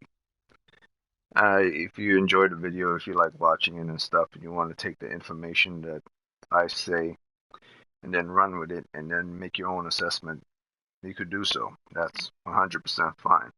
The whole purpose of why I made these videos is for people to see a little bit more on the side of the regular standard player of the game or game industry, or just a regular person that goes to purchase a game or from the online PlayStation store, not a regular store, or just a game, sit down, play the game, and then evaluate the game from their point of view. And then without any fluff, without any worrying about whether they're going to get sponsors or business or any of that stuff. So from the standard point of view of the average player, you don't have to worry about them ever lying out of fear, emphasis, and out of fear of this and so on and so forth associated with them, or their image looks bad, or maybe they shouldn't say certain things because it might hurt their whatever reputation or the influence or the amount of money they're bringing in per week for the job that they're doing. So they have all that to worry about. I do not, because I'm not interested in doing that, because my interest in when it comes to games is from a personal point of view, not from a business and want to make money point of view. My form of business and making money on the side is associated with kind of the artwork of games and gaming industry and regular art industry, to be honest with you, and not so much on the fact of creating a video game in association to those who do art for video games or concept art, so on and so forth. So I invest in that on the side. And I do that for an extensive period of time, and I would say about 4 to 5 hours of my time. If I take it, if I, on my days off mostly, I'd be able to play a game for 4 to 5 hours per day. Um, if I wanted to, if I'm busy, like I'm not busy this month, that's the reason why I invested this amount of time. The standard for me has always been 3 hours, 2, 3 hours when it comes to game, just the game. Anything beyond that is I wouldn't invest time, or I have time off to do it like I do now. So I'm going to proceed forward. I'm going to turn up my volume. I'm going to stop talking. Go to Pyramid of Best. I'm going to do this. I'm going to evaluate the game and see how things go forward from there. Actually, let me go out. Let's see how people are doing. Um, Nobody's doing it. So I'm going to do it. I'm going to play the campaign. Pyramid of Best. Multiplayer. Anyone can join.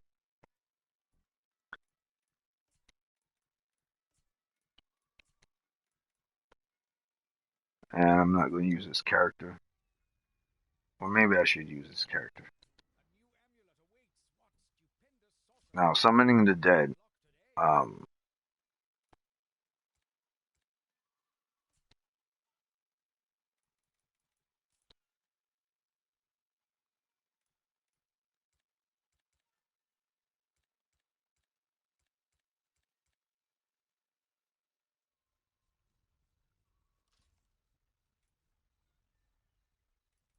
Now, summoning the dead is okay.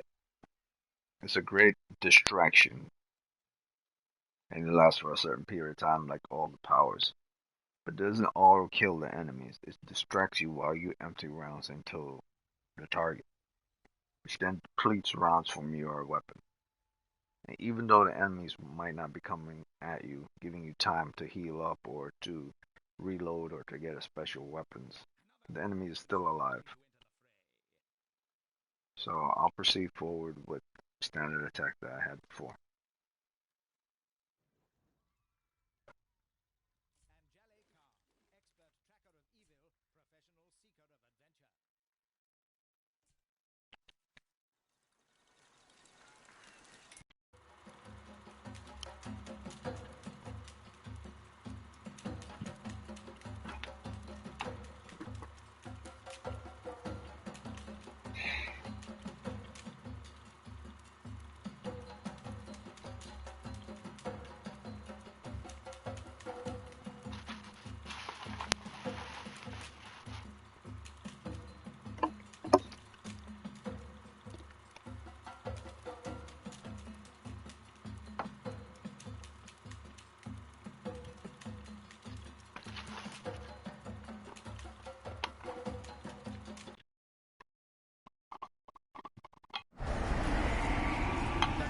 curse of the thrice damned grows ever stronger.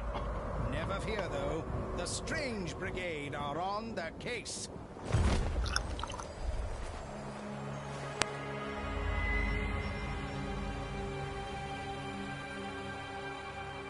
Once more our travels bring us to the familiar hunting grounds of Egypt. Oh, how nostalgic. This ancient city is the only place the curse can be stopped. I'm afraid I don't have any new information for you. The specialists have come up empty about this place. But take care, Brigade. I have a feeling there are darker forces at work here than we yet know. Ramshackle ruins, torn down temples. Why, just lovely loot that must be lying about.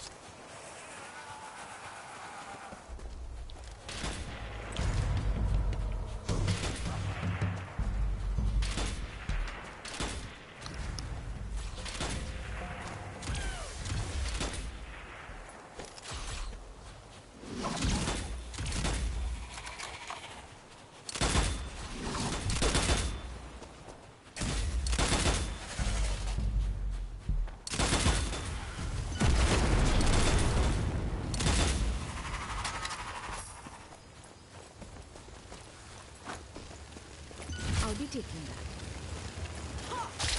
The personal touch, is it?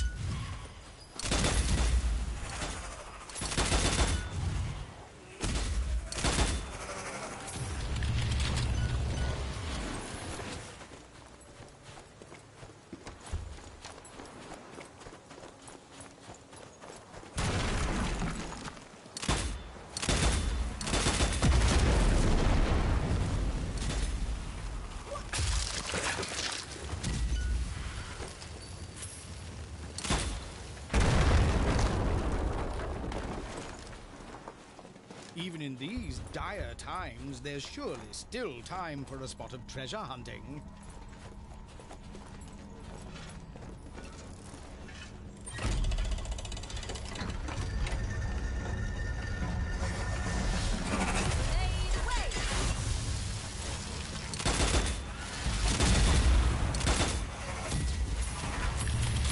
Oh, fully charged? Fantastic.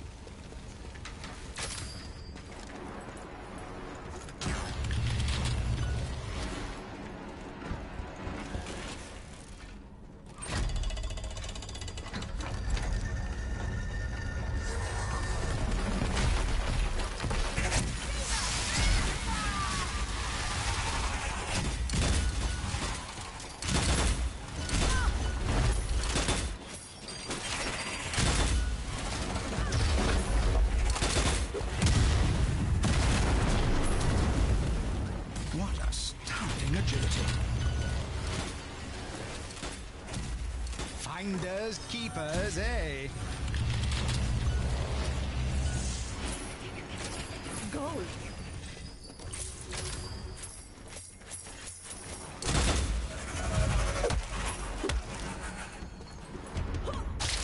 The personal touch, is it?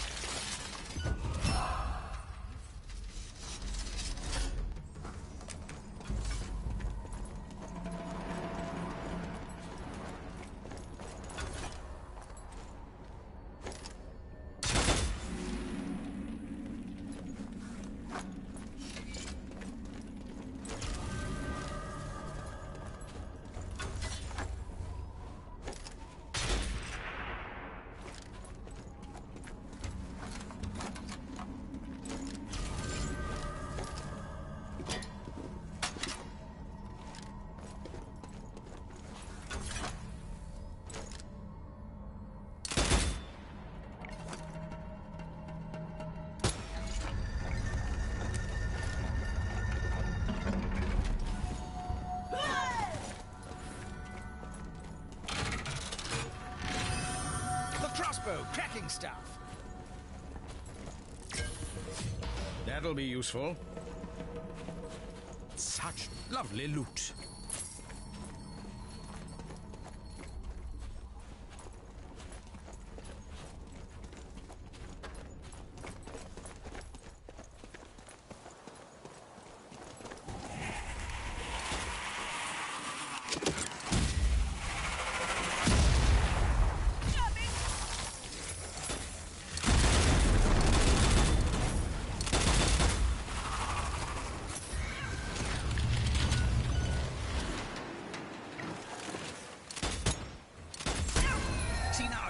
fog would have avoided that. So, Brigade, it would seem some fool film crew has been reported missing around this location. It's quite an old report, so it may well be too late. Keep an eye out all the same.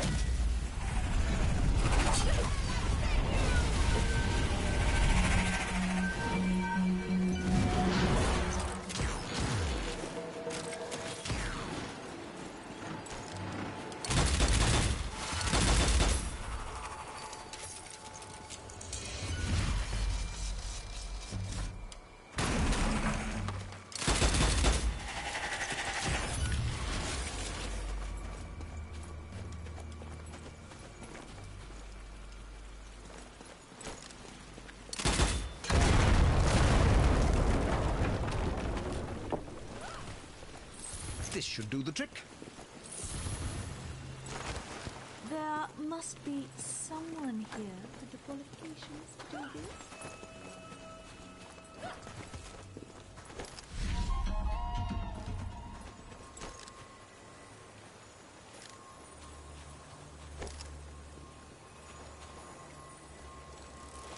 That's handy. Time to bust out the thinking caps. There's a puzzle to be solved here, Brigade. There's a world to save and a puzzle to be solved.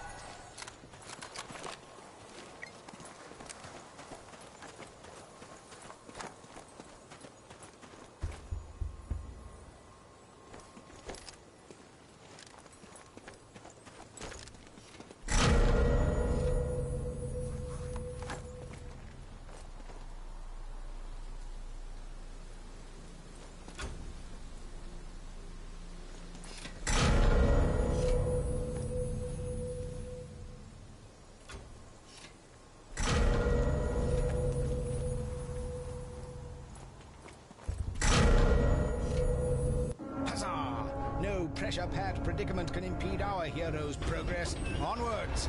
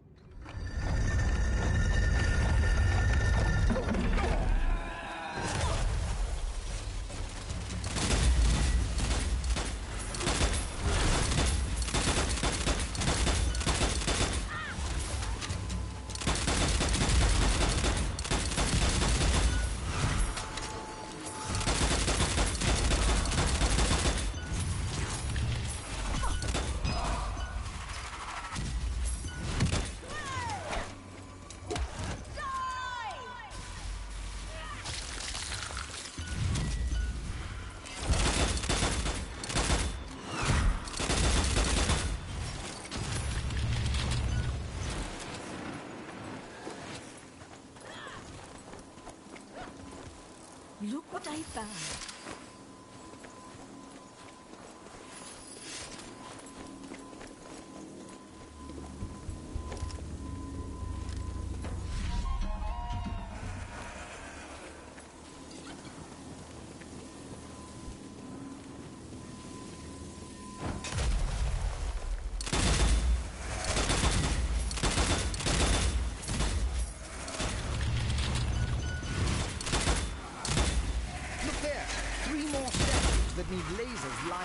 Best get cracking, Brigade. The world isn't going to save itself.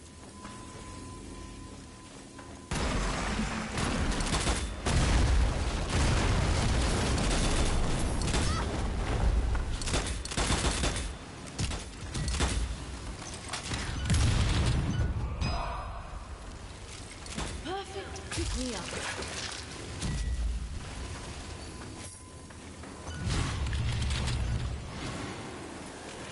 I own this.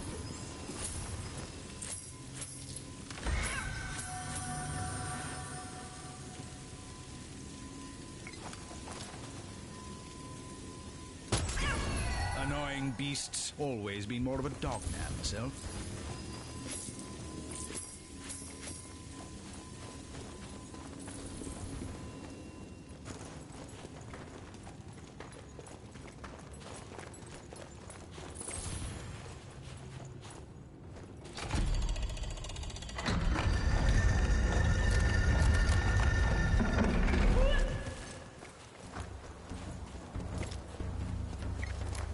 This pyramid's remote location has kept any information about it equally as scarce, Strange Brigade. Definitely what I The need. fact a film studio is able to find it doesn't bode well for subtlety in our future operations.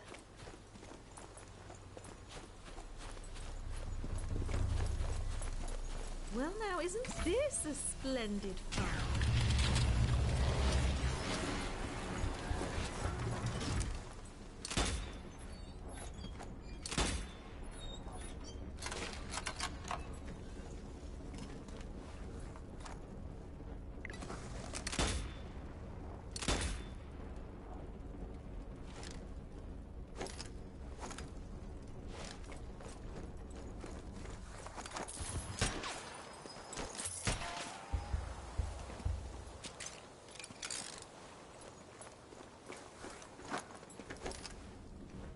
Looks like it's the return of the Brigade's deadliest foe. Puzzles.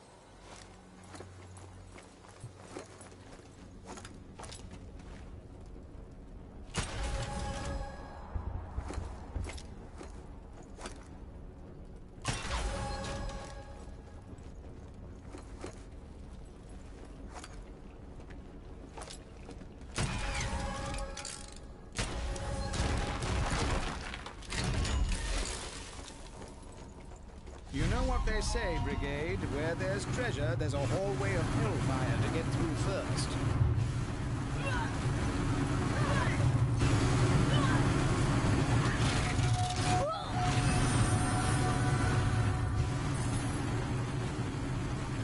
Ha ha ha! The chill burster! How nice to see you.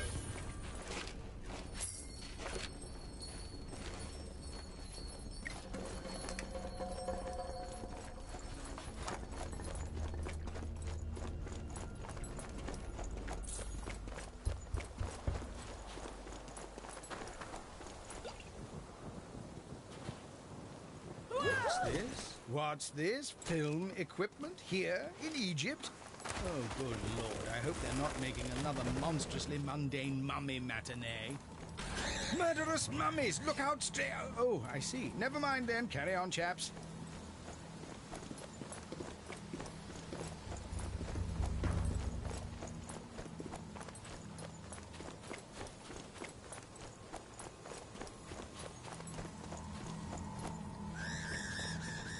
I'll be taking that.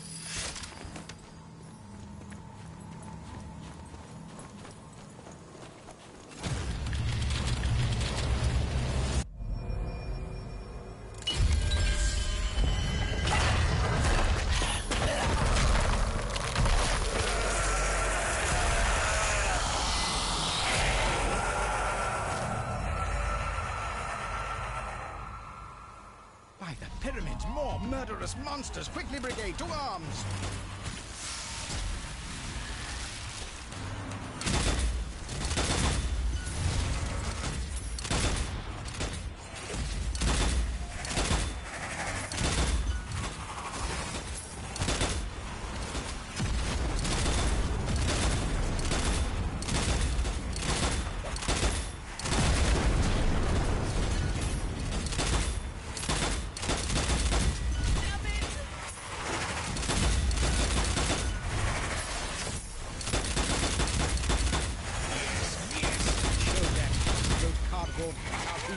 Brigade.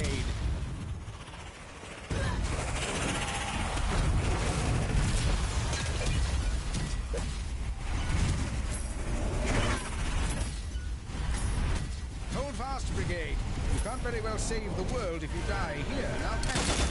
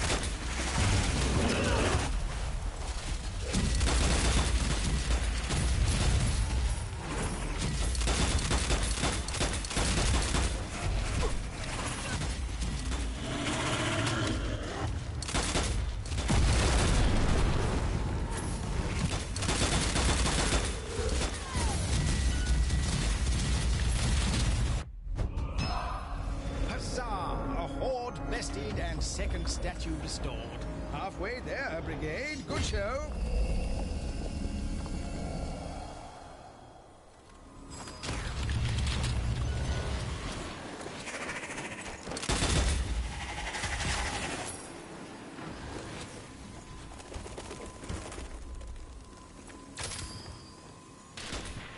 This'll soon see you back in the fight. Won't hurt to have this.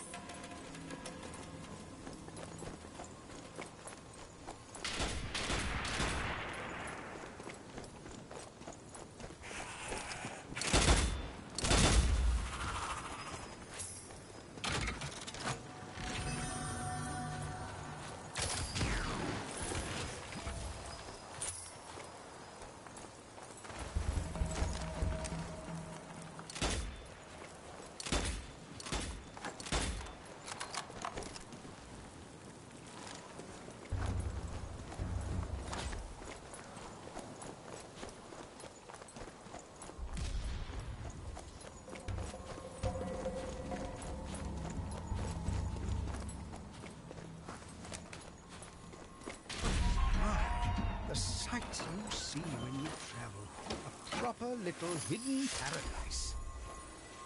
What a marvelous sight.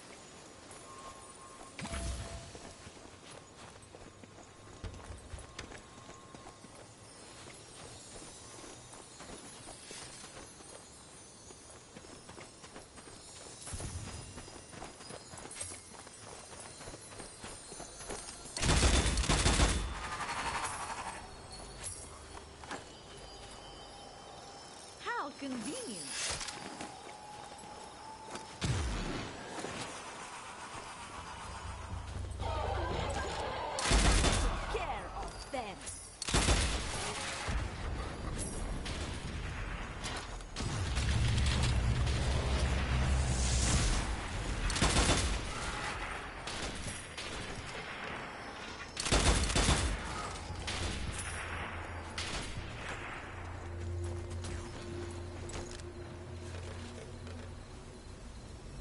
I say, what a lovely water feature. It really brings the place together. I do wonder about those shimmering switches, though. I'd love to find such a thing.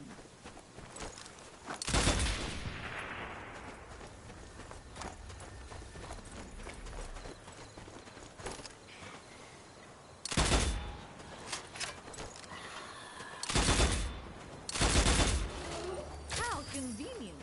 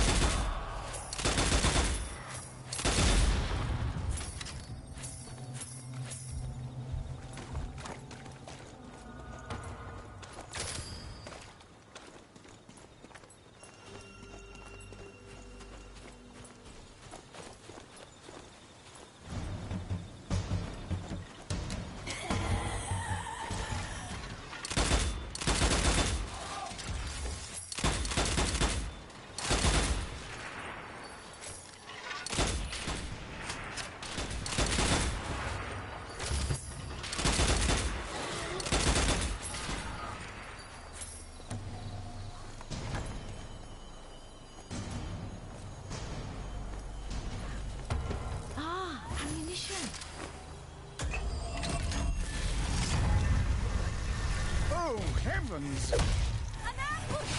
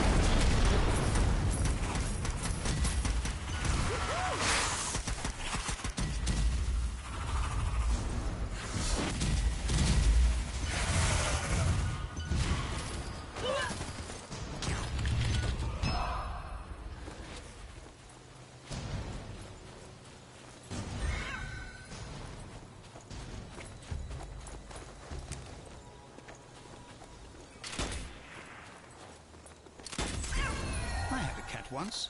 Once.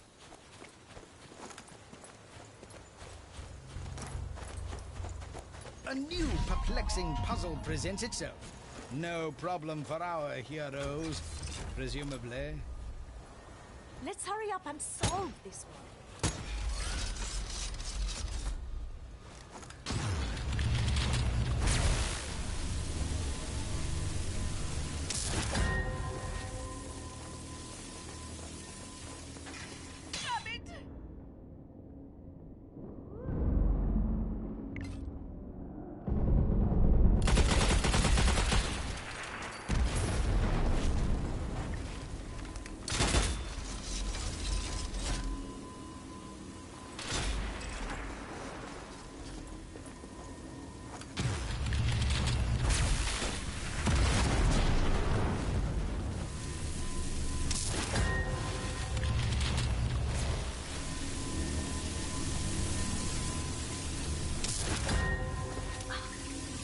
Mother's rage.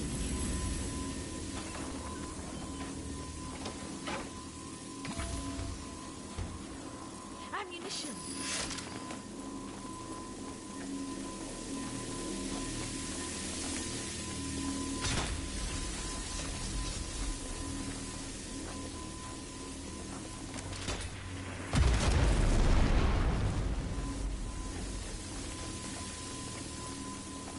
Paranormal puzzle? How peculiar.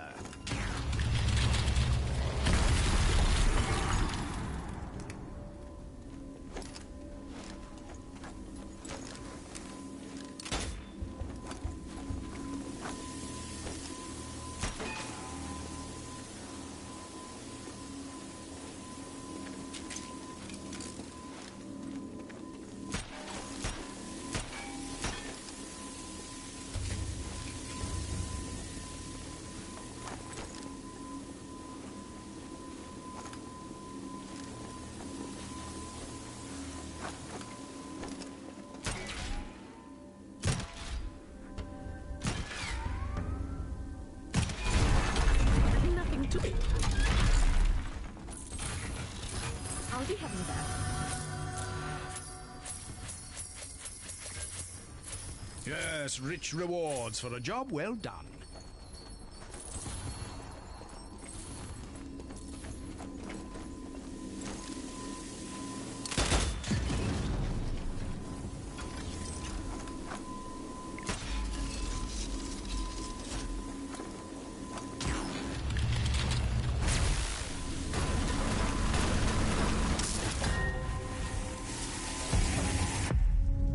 Oh, look, it made a pyramid. How quaint. 3 statues down, Brigade. Huzzah!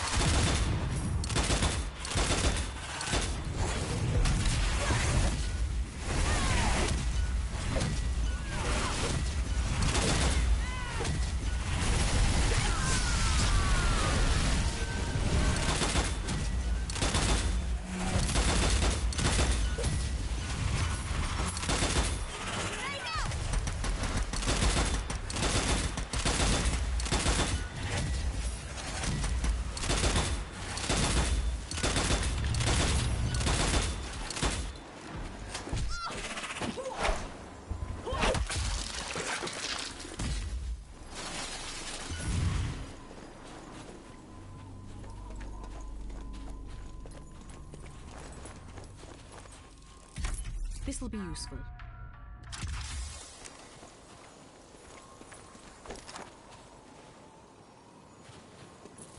Such subterranean splendor. What a sight to behold, strange Brigade. Watch out for fiendish foes fixing to spoil the view.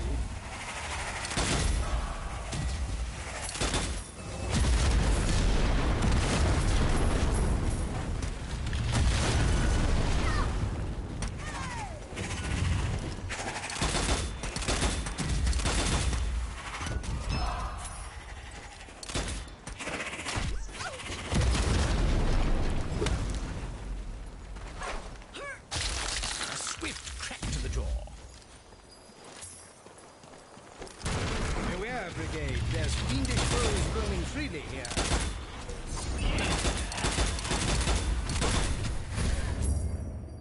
Can our heroes pit their wits against this pernicious puzzle?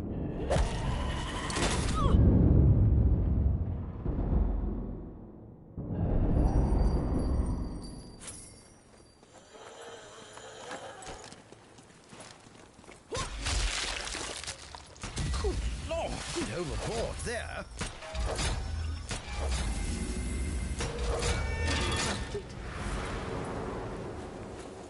Oh, what's this? Yet more secrets buried beneath the sand. What tantalizing treasure awaits our heroes here? Well, this looks valuable and well worth the effort.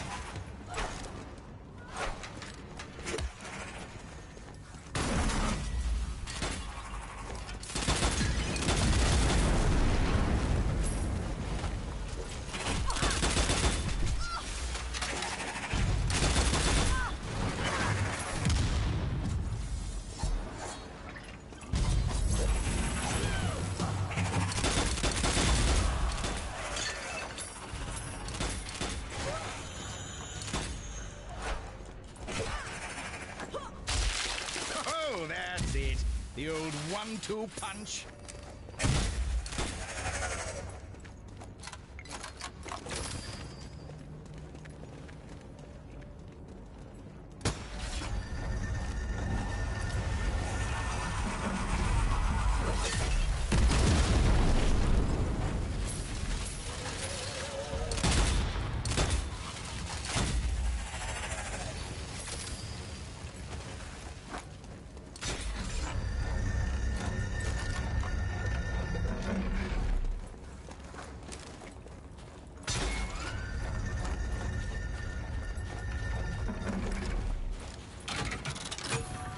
Tantalizing treasure perks of the job.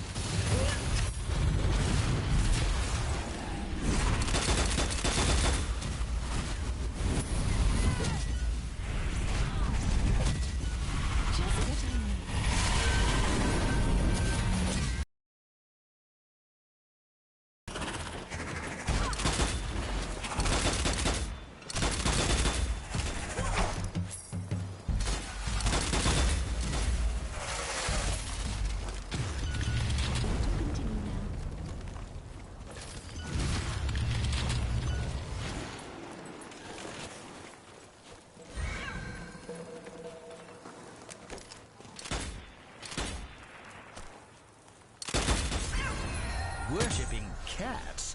No accounting for some people.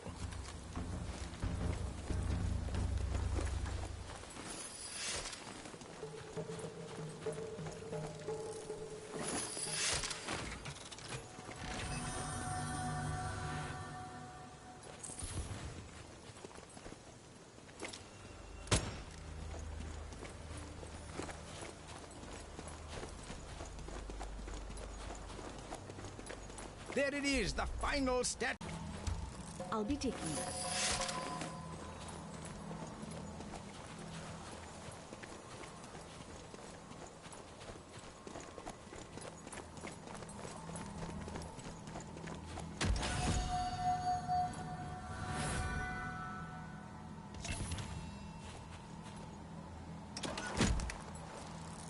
What magical munitions have you unearthed here, then? Aha, the shotgun! What a shocking development!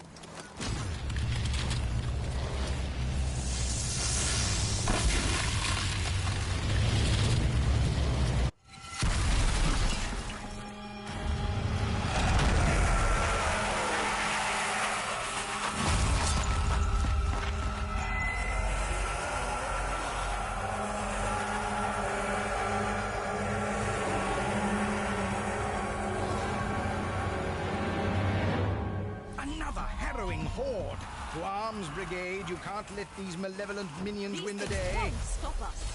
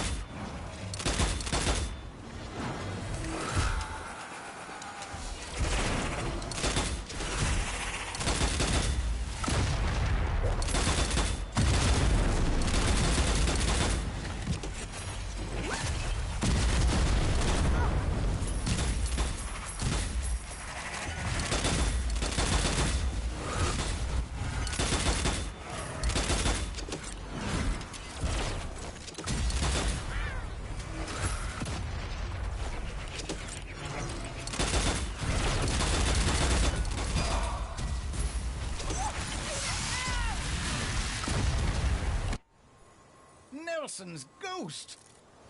Is it curtains for the strange brigade?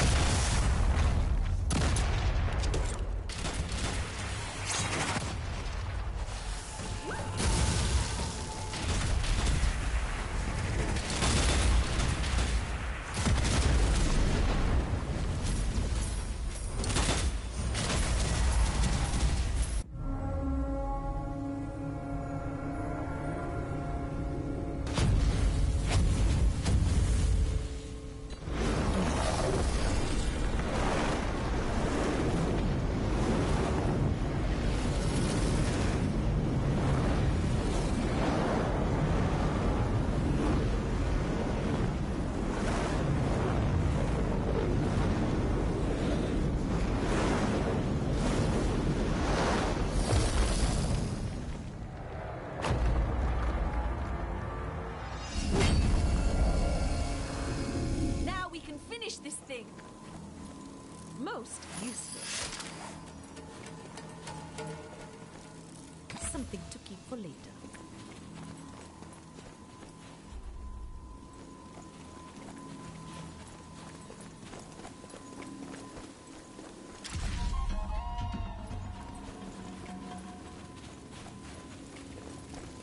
The portal's inactive, and there's levers to be pulled. Tesla's moustache. How will our hero solve this? Oh.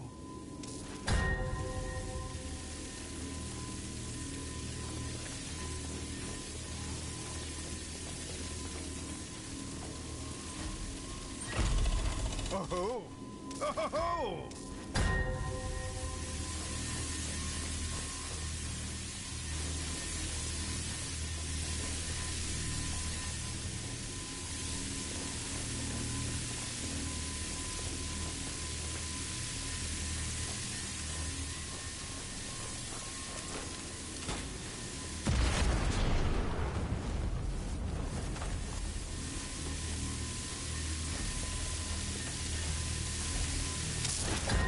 King's trousers. Well done, strange brigade. You've opened the back door to the afterlife.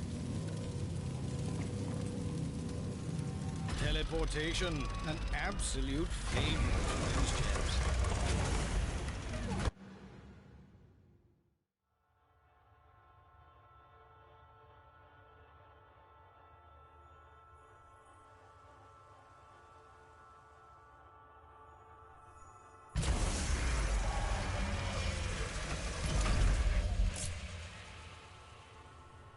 Back in the astral planes of the Egyptian ever after. Hopefully not a permanent trip. We should hurry. Rather tempting fate with these return trips to the afterlife. Strange Brigade? Mystical medicine, how useful. Based on all this feedback, I can only assume you've made it to the afterlife. Get cracking. Restore that shield and end this blasted curse.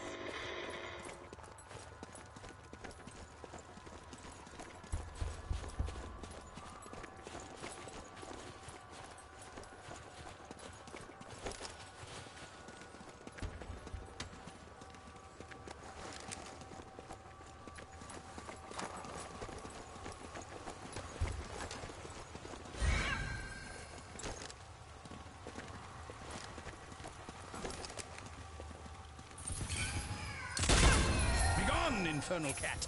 Bother the brigade no more. I knew those blasted cats were hiding something.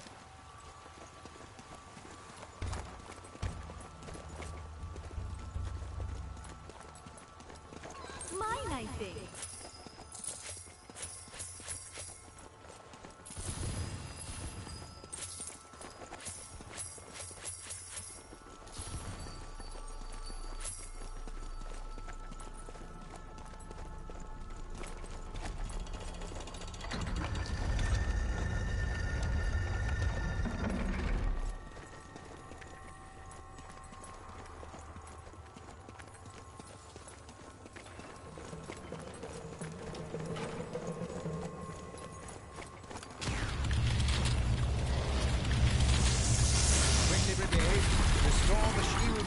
To where it rightfully belongs. Hurry now!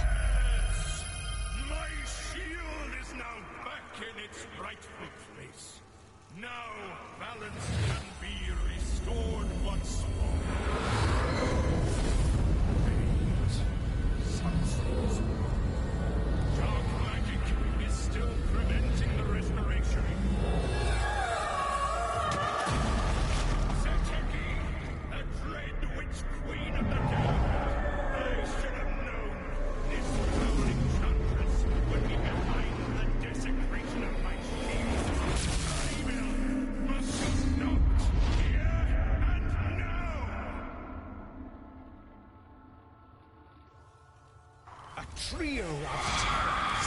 Good Lord, is this terrible triad too much for the brigade to handle?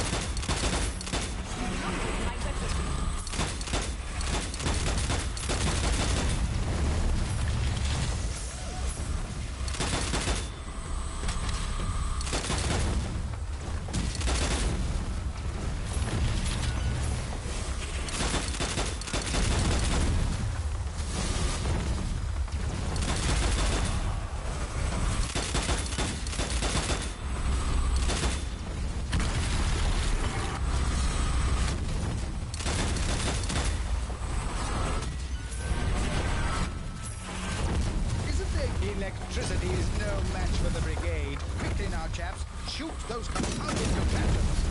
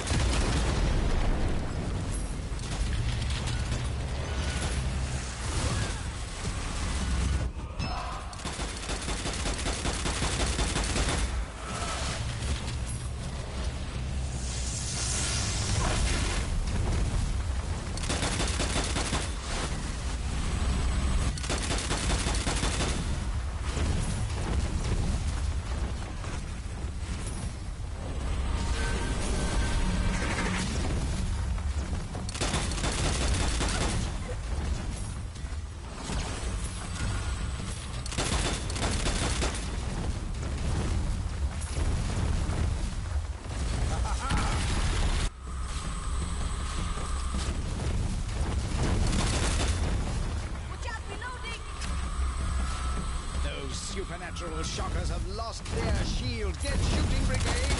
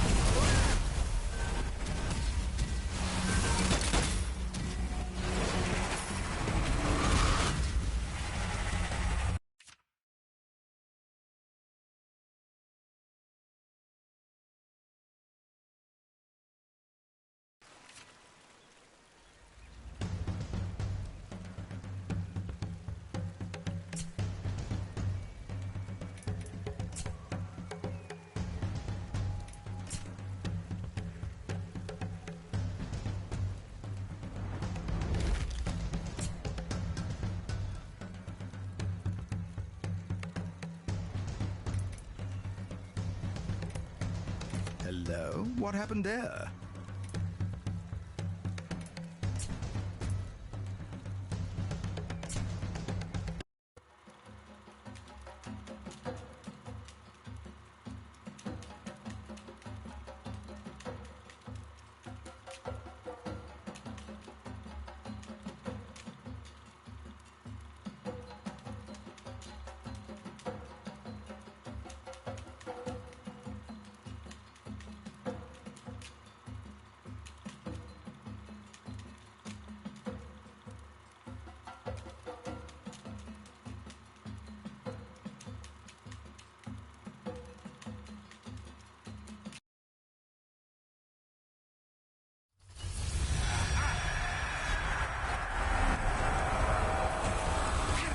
Waistcoat!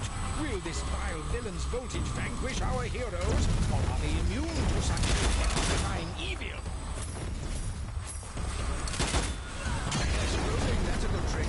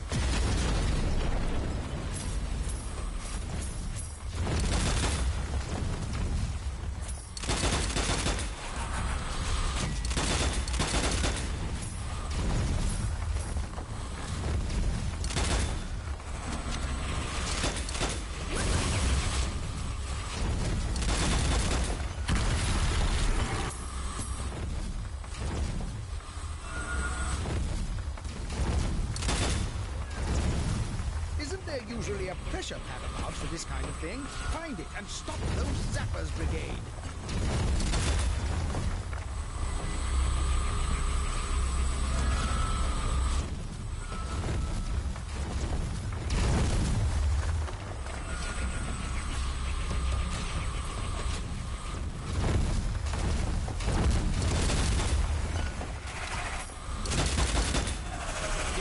Electricity is no match for the Brigade. Quickly now, chap. Shoot those confounded contraptions.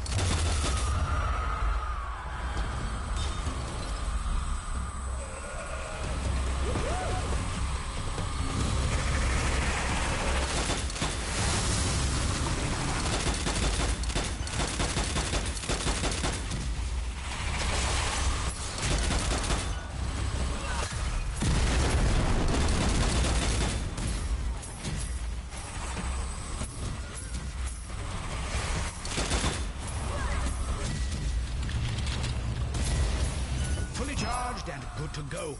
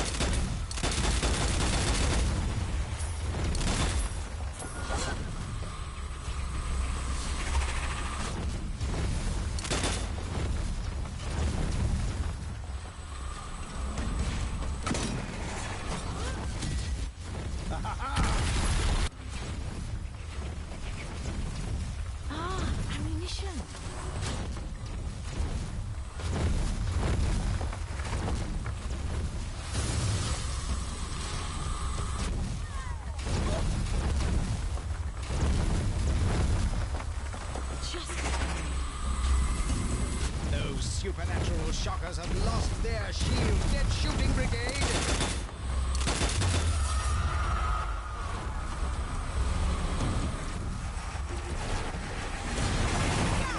Throwing grenade!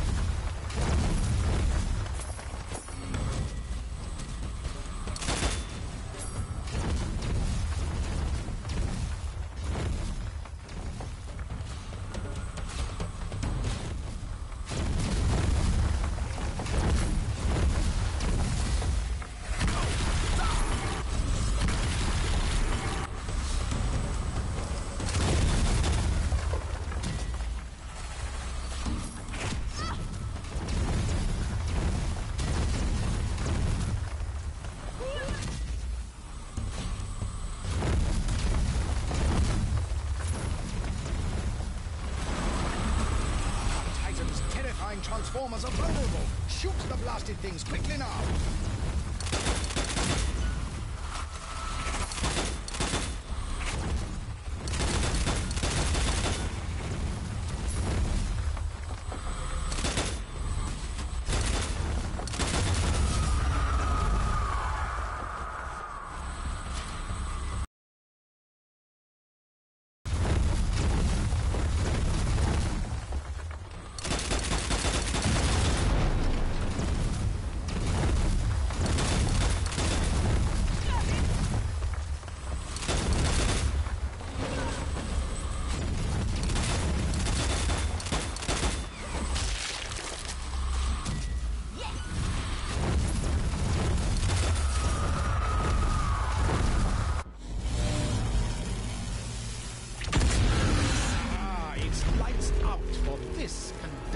Colossus.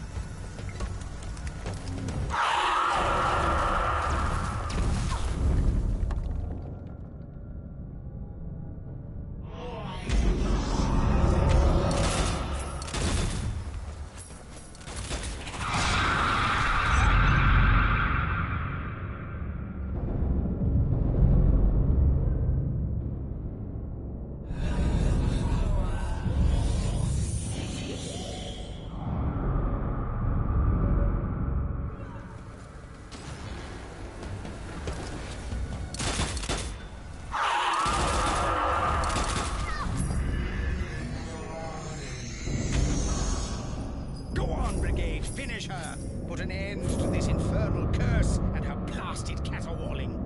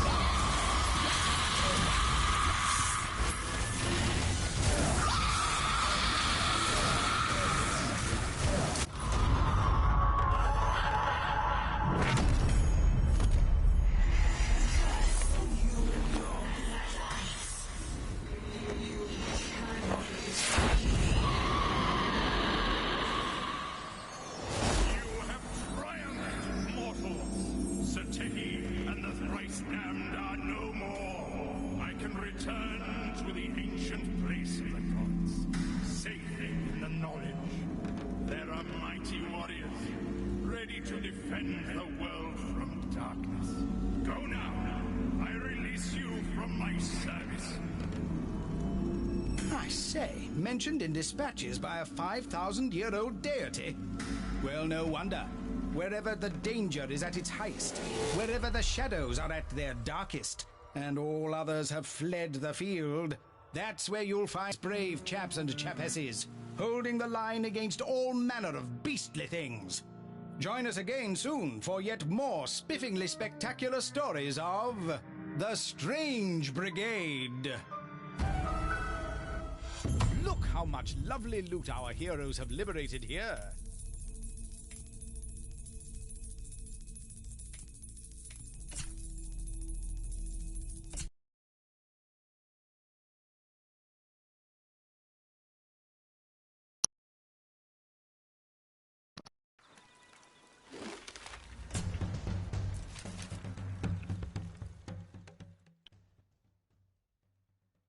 Alright, so that's it for the DLC.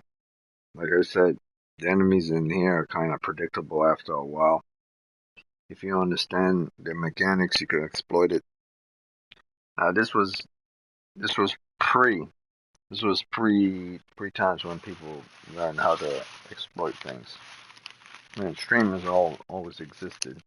Probably about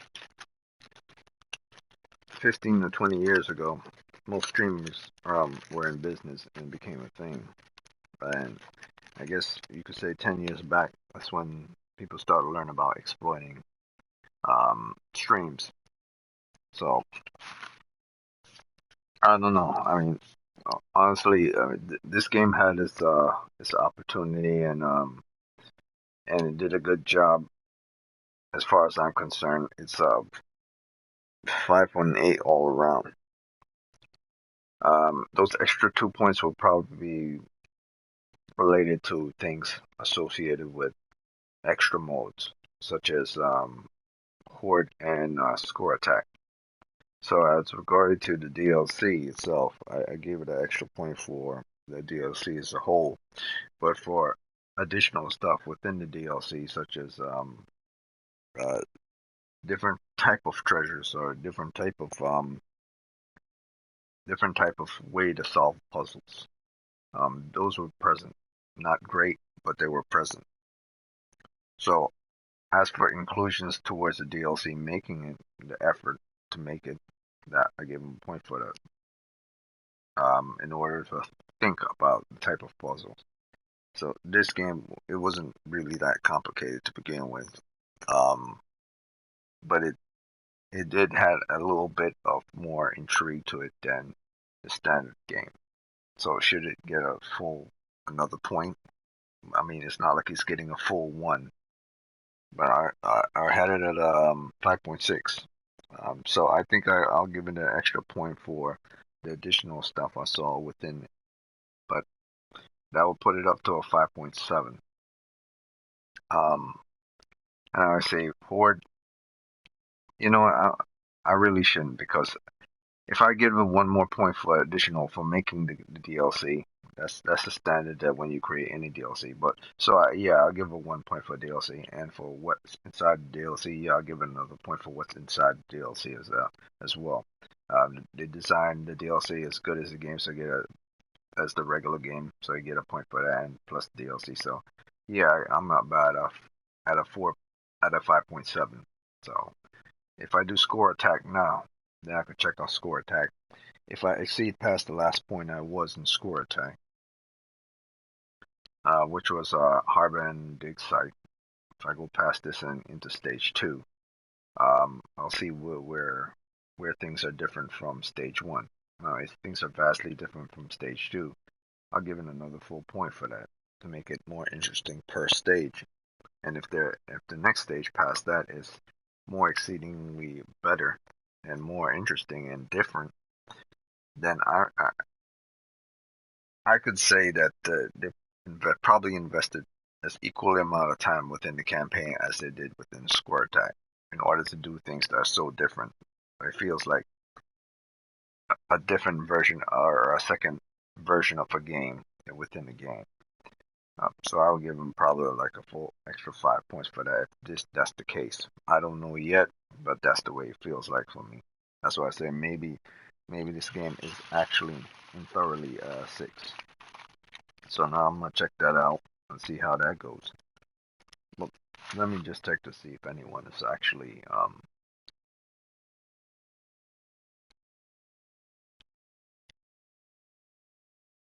no one's doing a score attack. Alright, so I'm gonna do score attack and we'll see how that is.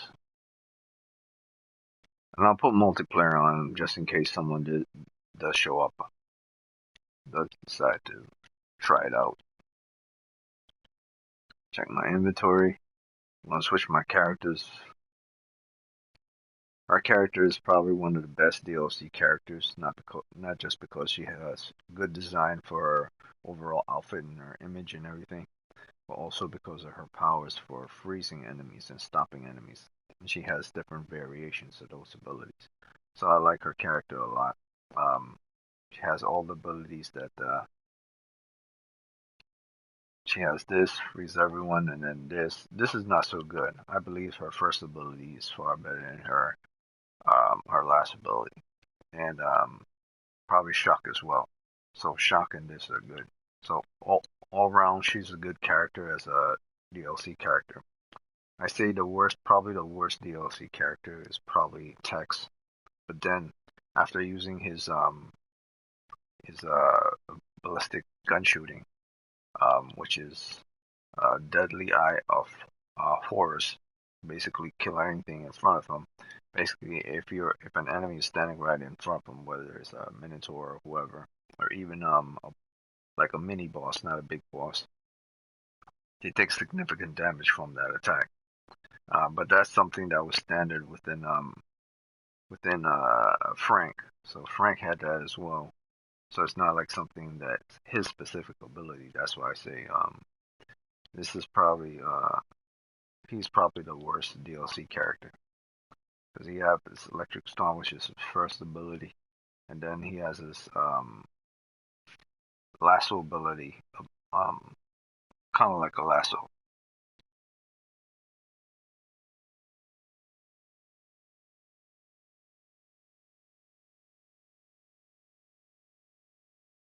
Oh, let me see something. Maybe I'm wrong. Maybe someone else had that lasso ability.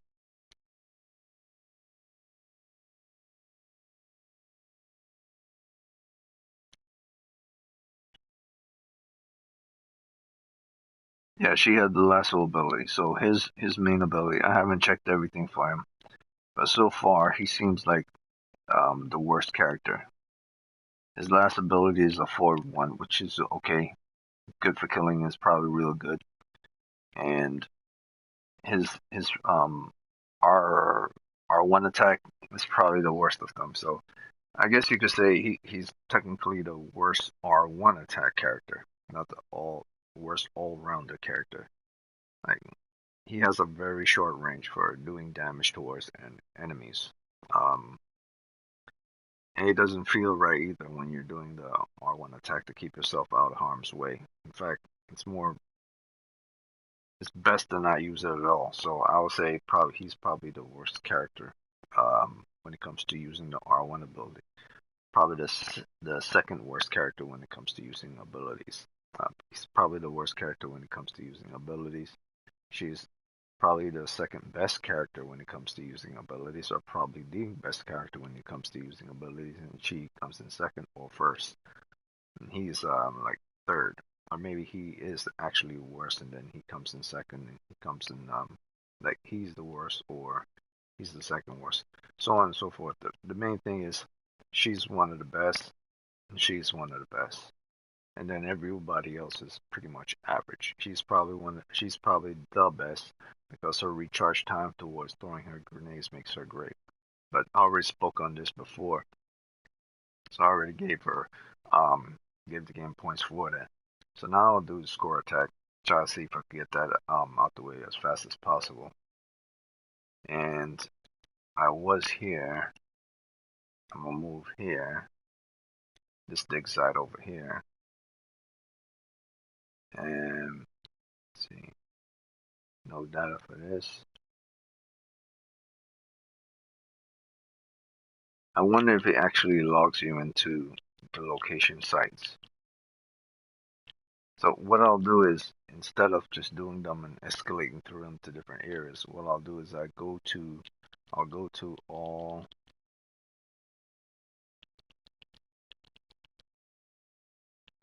sections. Like these are all the maps of the standard game. They've just been fixed up a little for score attack. It's the same maps within the campaign. It just changed up a little. The terrains are changed up a little for score attack. So let's try Tunnels of Myjet, and we'll see how that works.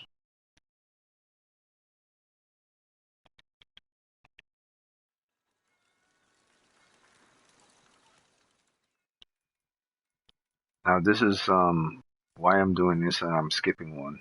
I'm skipping I'm going past the.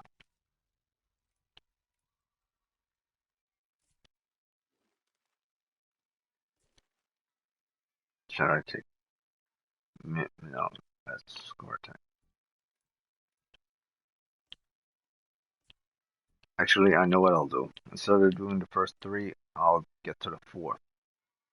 Once I'm in the fourth, and I'll do score attack from the fourth, I'll be able to see, based on its very first level and based on its fourth level, how things are. And then after I did the fourth level, because I already tested the first level to see how that is, and that was good and fun. and then I'll see the fourth level, and then I'll go all the way to the not the afterlife or Great Pyramid. Yeah, maybe I'll go to the Great Pyramid, but not the afterlife. So I'll do 1, 4, the fourth one, and 1, 2, 3, 4, and then do Great Pyramid. And if they're vastly different from each other, then I'll give it an extra points towards it. I'm already giving it a point. I believe I already gave the game a point for having it in there. But I'll give the game extra points for making them very different from each other. So I'm already at a 5.7 for the game. I'll give it an extra point if it manages somewhat manages to be more appealing than when I originally gave it a point for its interesting design in comparison to the campaign, because it didn't actually feel like a campaign, it felt like something different. So I'll check this out, check the fourth one out and see how that is, and confirm that. And I'll use a different character.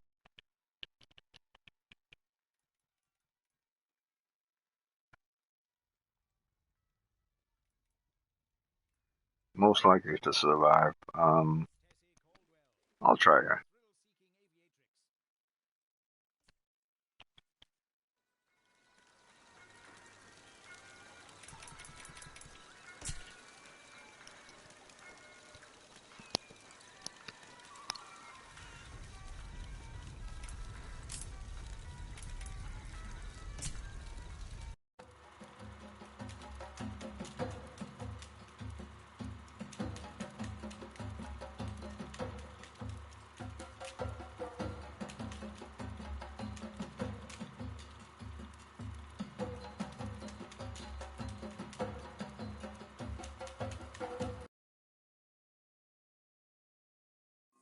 Score attack. Only the brave, the bold, and the rather nippy on their feet need apply themselves to this challenge.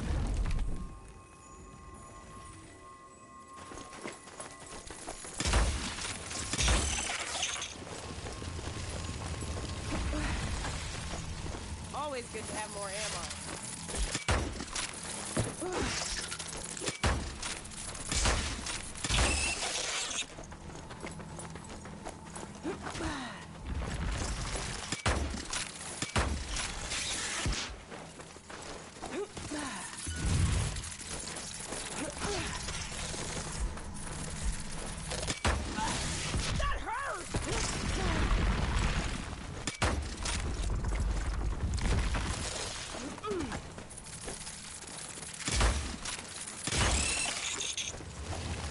Some fancy footwork on display there. Nice. What a splendid looking thing. Yes, a classic Brigade beatdown.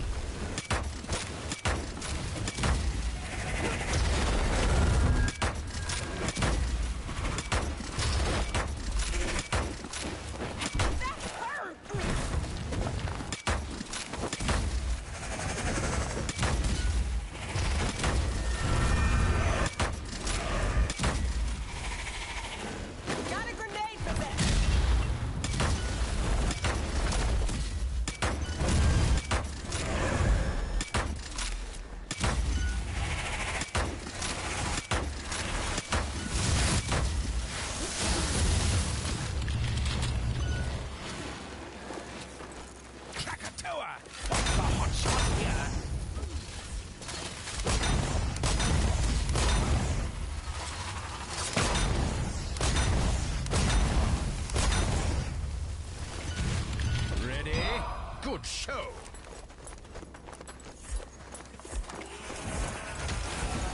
This'll help you keep your score up.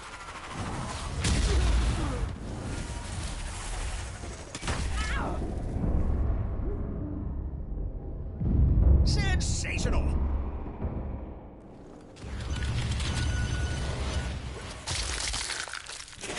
So much for you.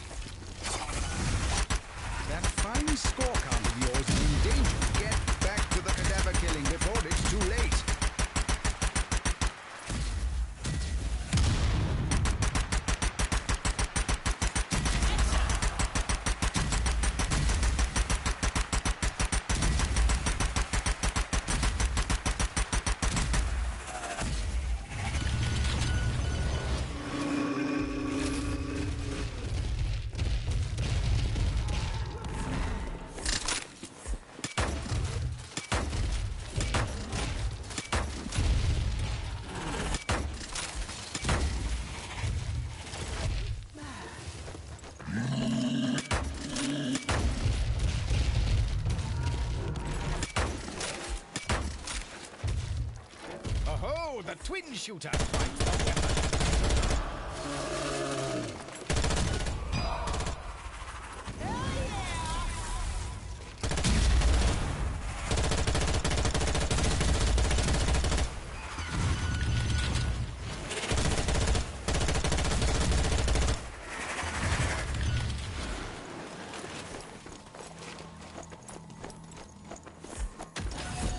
Mystical munitions for the taking. What are you waiting for?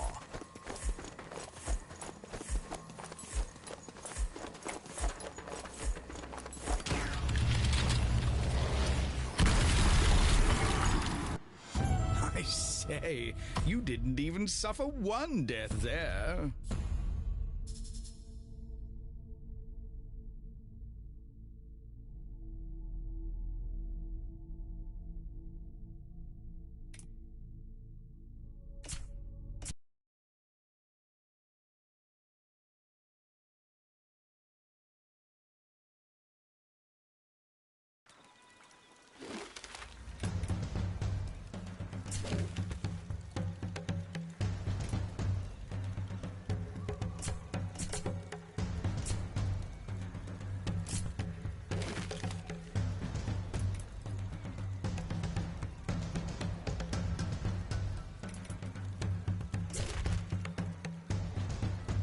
Oh, I say, you've enough gold to purchase new weaponry. How exciting!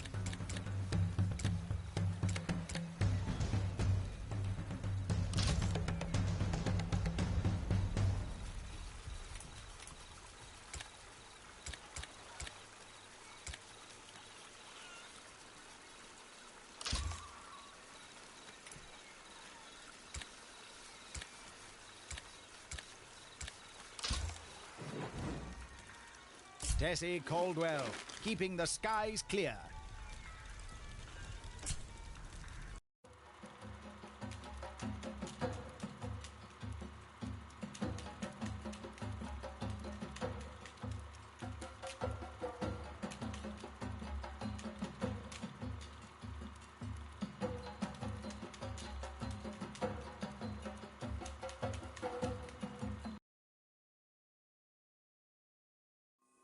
Score attack. Keep moving, keep shooting, stay alive, and try to grab all the points.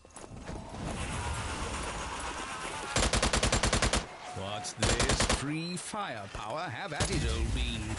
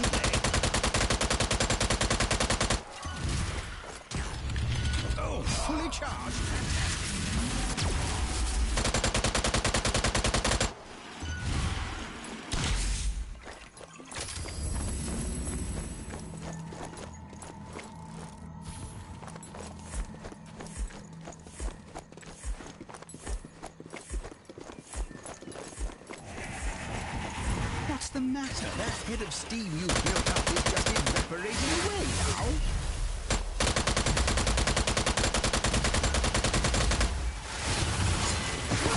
Tip-top tumbling trickery there.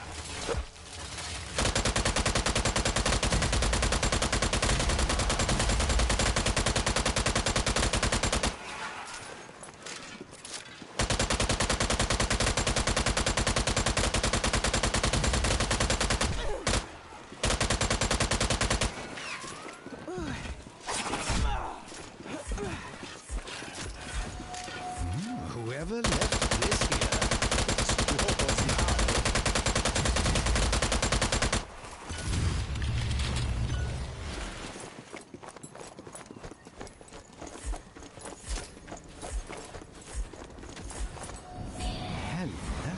Here's something rather spiffy for you to use.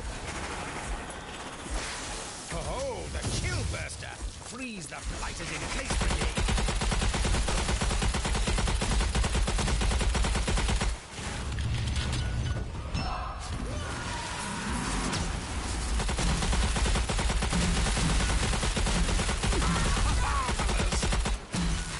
Gotta get me another one of them.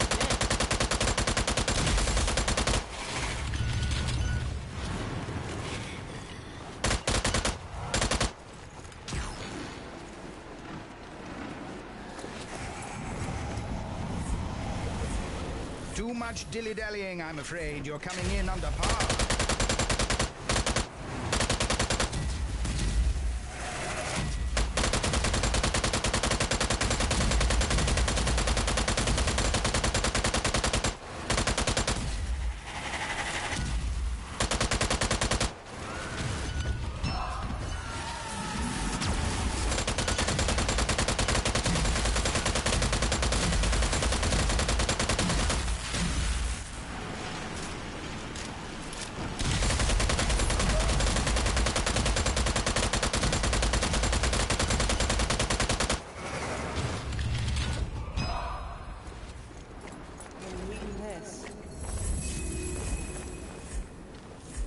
Always need these.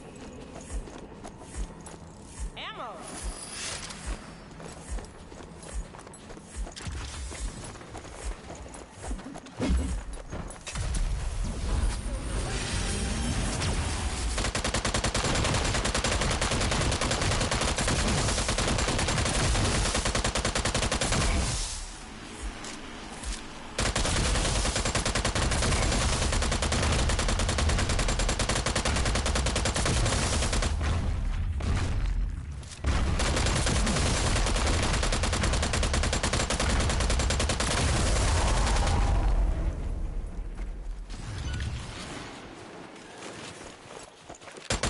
Cheers for our new companion!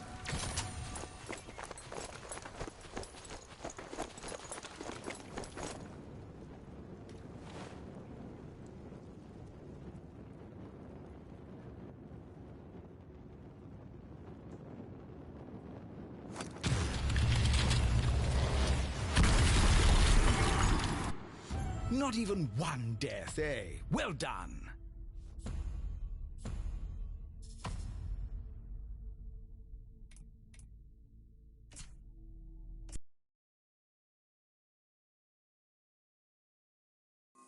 What's Score Attack about? Oh, the usual, running for your life, killing horrible things, and proving you're the best. Grenade! Guns going for gratis? Oh, how splendid! That confounded blitters!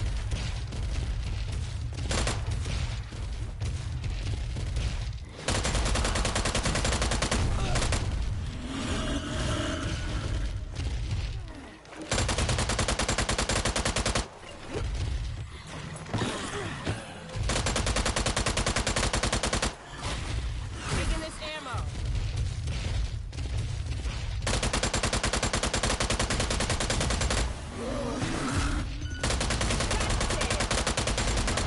Yes, fantastic shooting!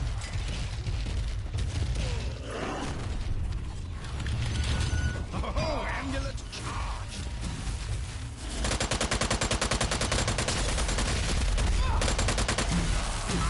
Marvelous!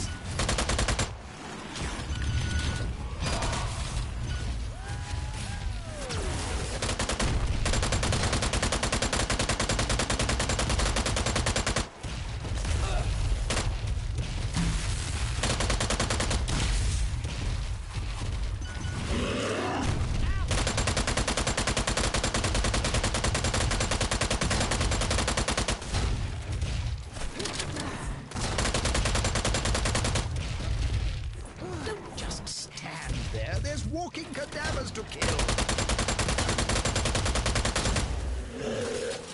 A huntsman! Hurrah!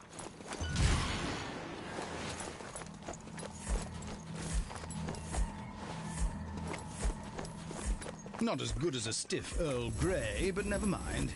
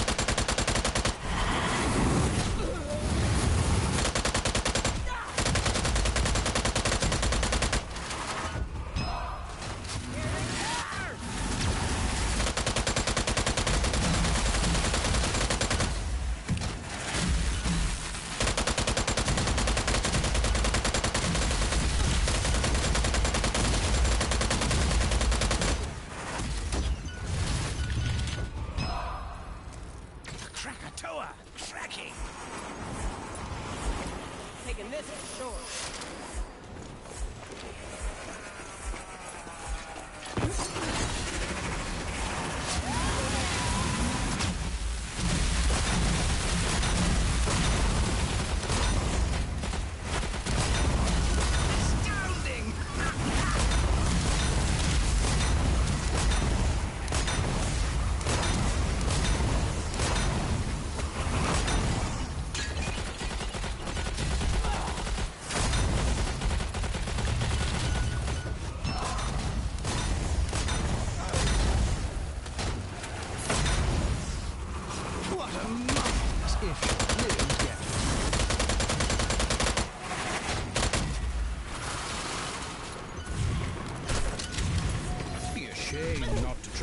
This piece of ferocious-looking firepower.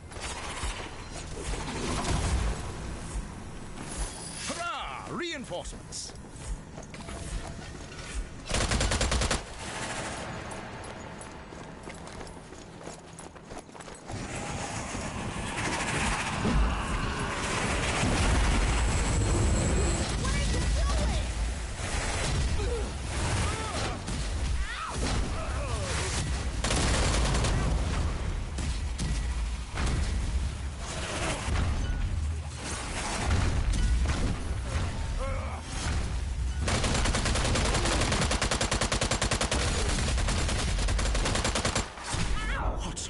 Then dead? Oh dear, that is a shame. Get me out of here! Anyone there? Help me! Somebody, get me out of this coffin!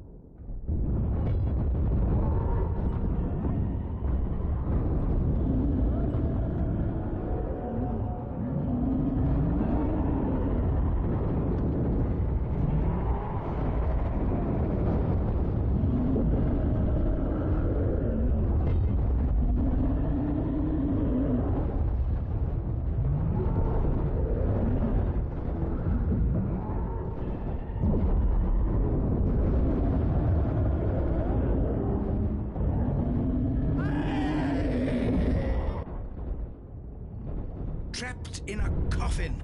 Looks like they need a hand.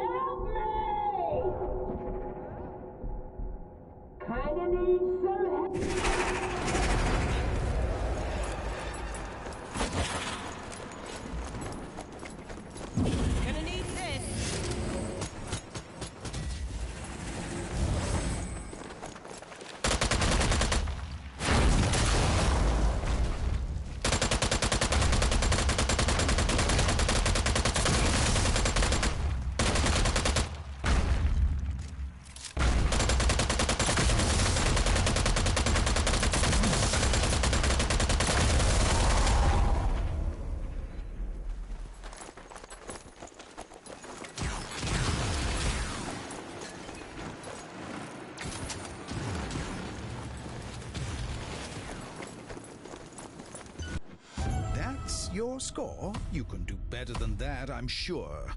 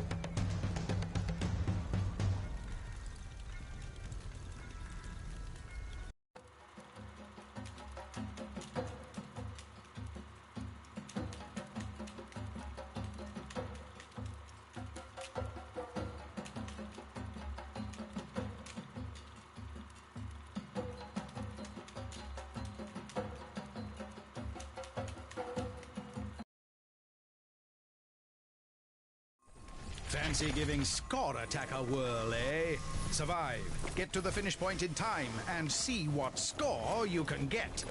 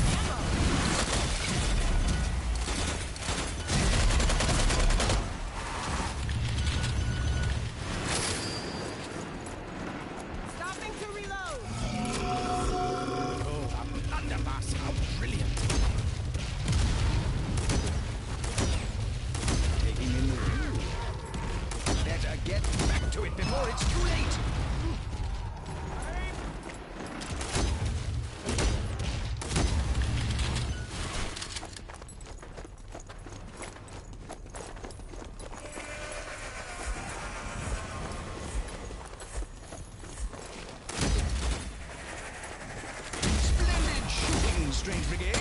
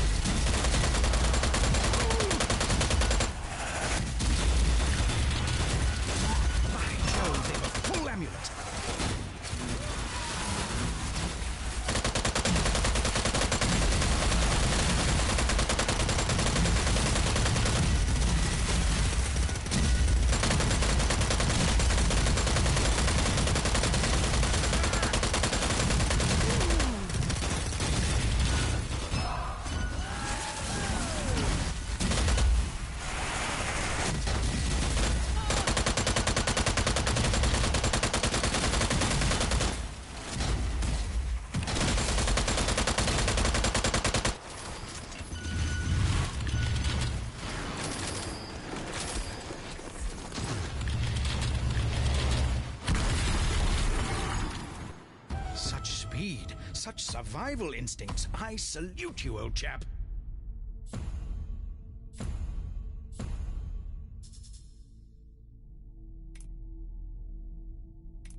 Just look at that.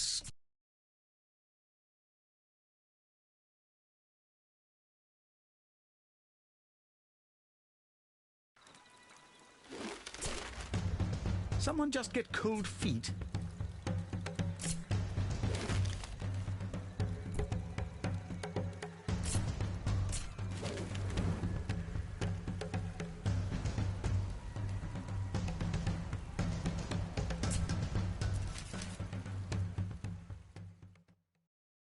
All right, so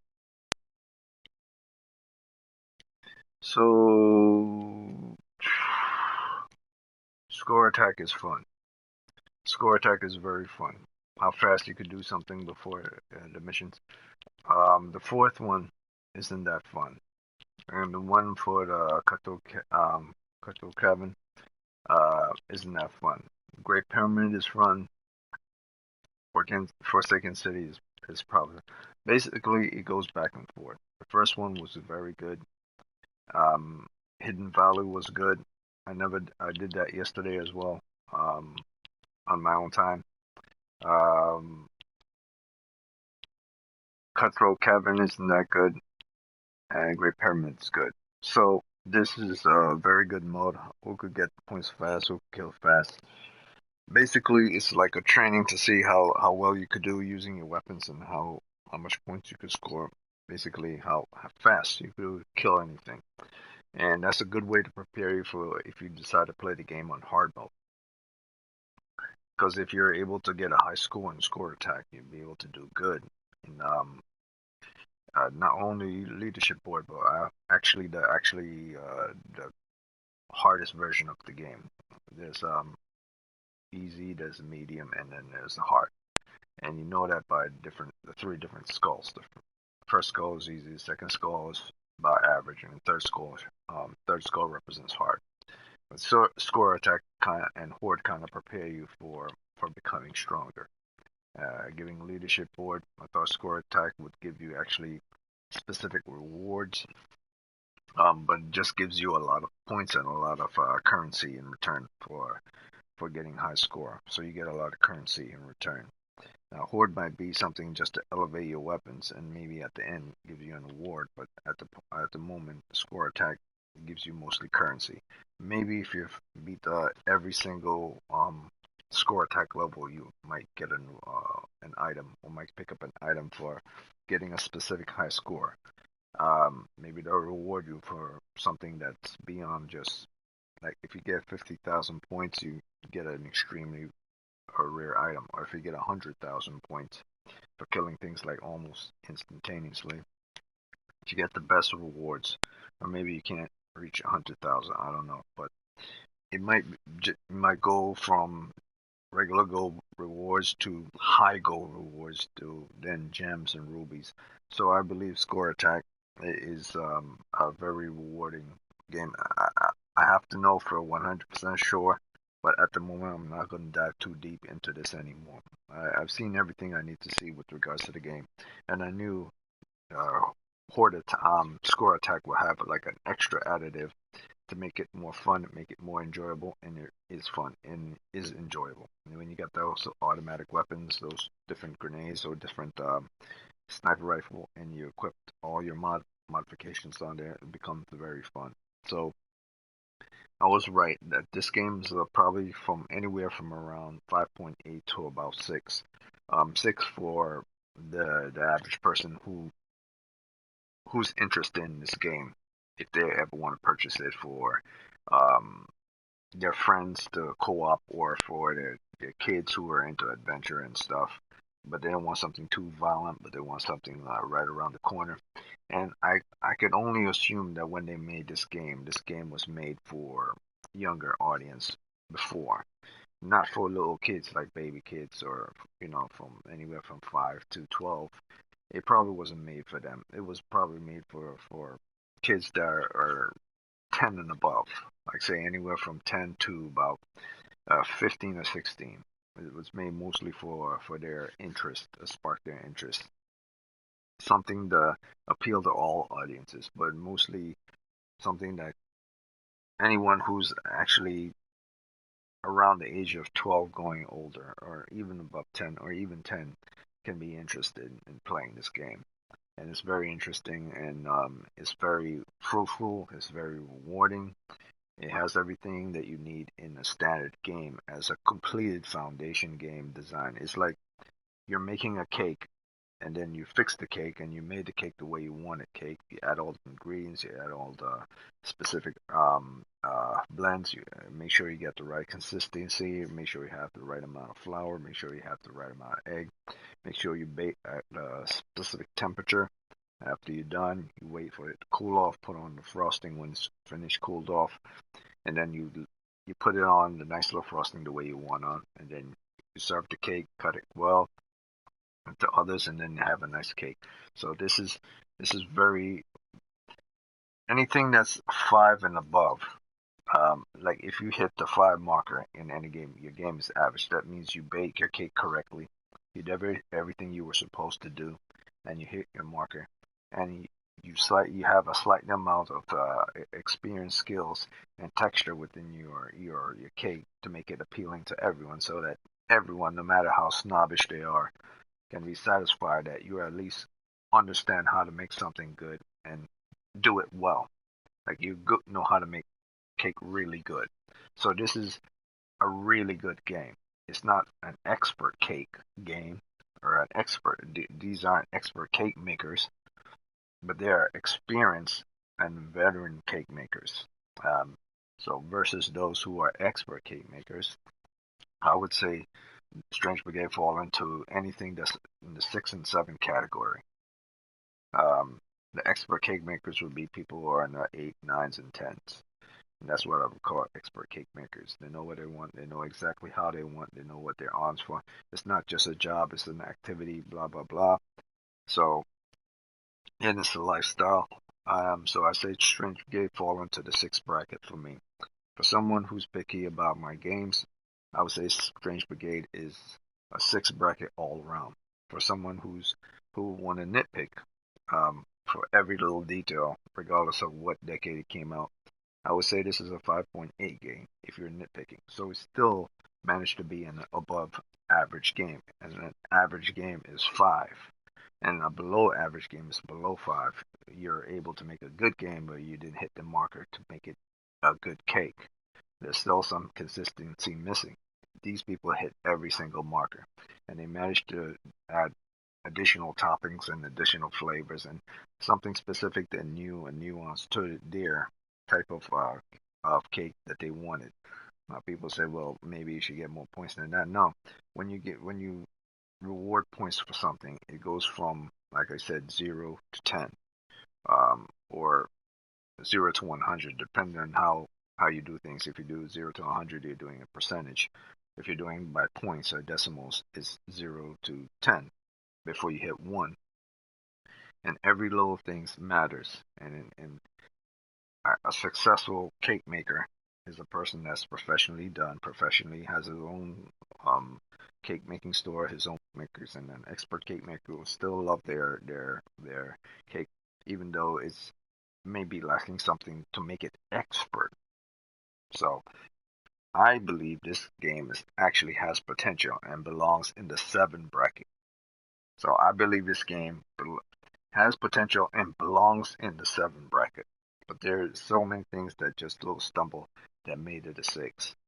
And for me, I have it at a 5.8, and I could possibly bump it up to a 5.9, but I'll keep it at a 5.8 all around because I really dug deep into every little aspects of this game. And I did consider manual labor of the game. That's why I gave it a 6. The people who actually labored to the game actually made it a 6. And I did consider the time for which this game was released as well. So everything was talked about. Everything from the type of software that went into using it, to I didn't speak on the software that went into using it, or the server they used. So I guess if I was to consider the software that they used and the server that they used in order to do this game and have it not glitch out a lot and have it not bug a lot, that's something to actually be considered as well. So now that I think about it, because I never really got into the software uses that they use for this, for it to run and to still be able to adapt to PlayStation 4 and so on and so forth. So, but I believe that's a standard that you have in every game if you want a game to function in any type of system. You have to have it adapted to that system. So I'm not going to give them points for having a software that needs to be adapted for each system. I am going to give them points for the fact that this game it's easier to make something that's old work with something that's new, because the new stuff are far more complicated to understand the coding than the old stuff is. So it's easier to squash out those quirks and those bugs and those little glitches that will interrupt everything. So I won't give it points for the technicality of the game because it was released during a time that was way less advanced than the time that it requires to do gaming now. So as a standard, I'll still keep it at a 5.8 for myself. And as an all-rounder for, I would say, for everyone else, even people who are good at gaming and expert games, I would say for them, and if I was to join a group of people and everyone was supposed to raise their hands and said who all believe this game is a 6, I would raise my hands and say this game is a 6. If I was to give my personal opinion, the teacher pulled me to the side and say, what is your actually personal opinion on this game? It's a 5.8, but I'm willing to round it off to a 6, simply because as a group agreement setting, I believe this game deserves to be a 6. As an individual gamer that's very picky, it's a 5.8. So the standard Metacritic point system for everyone believing this game is correct. This game is deserved to be a 6 and shouldn't be more than that. Because if you're giving it more than that, then you're taking away that you're actually believing is less than a 6. And I believe everyone who does gaming probably believes the same thing, that this game deserves to be the 5 point something bracket. But because of this time, because of its because it did a lot of things well, more well. In fact, it did more things well than all its faults. It probably has like 7 or 8 faults and probably has like 35 good things. So its great things supersede its faults. And with that it deserves to be in the category of the 6 category. It doesn't deserve to be in the 7 category, but it deserves to be in that 6 category. So yeah, I would say Strange Brigade is a 6 game. Anywhere from a 5.8 to a 6 game. It's not, if you want to be nitpicky, it's not a complete 6 in my opinion. It deserves to be anywhere from a 5.8 to a 6. Because if you say no, it's a 6 and then you go above, then there's going to be a problem. Because now you're unfairly giving it points without actually looking at every details in the game. And I don't need to finish Horde mode to know that Horde mode is the same regardless of what level it goes to. It's just increasing weapons. And I did score attack for each of these areas to see if it's based on a leveling system for area. You go to different stages. Stage 1, Stage 2, and there are only 2 stages per each different areas. Stage 1, Stage 2. Same thing for Cutthroat Islands, Stage 1, Stage 2. So there's 2 stages to go to, and they're actually 1 map per each location. So it's not like you're going to be elevated to like 16 different stages. There are only 2 stages. And if all the other cities and all the other locations are the same, it's going to be great in that sense, but nothing beyond that. So I don't need to look deeper into something that I already know exists. And I don't need to look into Horde mode to see what Horde mode is all about, because it's just basically a leveling system at different locations for your weapons. The campaign is the main thing of the game, and then coming second is the score attack, which is the fun factor to make the game more fun than the campaign. But then again, the campaign has many things in its story, including the story of the Strange Brigade themselves, that make it fun. So as a total, Strange Brigade as an overall game is a 6. As a personal game to an individual, it falls into the 5 category. The hard above 5 category. 5.7, 5.8, 5.9 category. For me, it's 5.8. So that's it. That's my take on Strange Brigade. Don't need to look deeper into anything. I saw everything I need to see. I saw the multiple multiplayer features. I saw the character setups. I saw inventory. I went through all the acquisitions, just images. I already stated about the whole management of inventory, the text and everything. The designs, and how there's not detail in regards to text, and you can't zoom in on the images. I already spoke about that, so all that has been covered, as well as the artwork, surrounding artwork, the color usage, as well as the engine for the game itself, the character designs, the models, and the interactive menus, as well as the color usage they chose for this type of environment, and the time frame and the historical association with this, which there really wasn't any. They're just using a historical kind of affiliation towards this adventure that's completely fictional, and then using pre-World War One, pre-World War One era clothing, or during World War One to before World War One clothing, and all association with Britain, um, America, so on and so forth, in a kind of Indiana Jones, pre-Indiana Jones world. It was a fascinating game. It's interesting, and if they release an update or a new Strange Brigade in the future, I'll be very fascinated and I'll be highly interested. And if they add another DLC, another a game mode to this game, I'll be very interested in that as well. This game has great potential. All it needs to hit is 4 more markers. Add more details into everything that was here, explain it, and flesh it out. And then add something new and different for the next game. Be even greater than fleshing out what is already here. So it's like you have the same cake that you've made, which is great and everything, but now you want to find out a way to make that cake that's already made even greater. And how you make a cake that's already made even greater, tasting even better, and vastly more superior to its original cake, even though it's the same cake. Well, sometimes you layer that with the same type of cake, double it, and then you add more designs to the cake, and then you add more seasoning that makes the actual texture of the center of the cake more flavorful, because once it goes down your throat, the value of what you're tasting makes everything different, or makes everything better. Or maybe there are little fluffs to it, maybe little quirks and different things that make the cake more superior.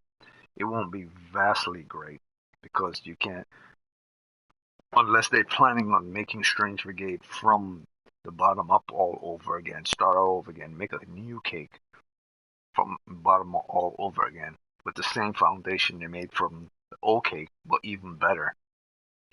If they do that, then that's superior, and that will fall into the 8-9 category, easy.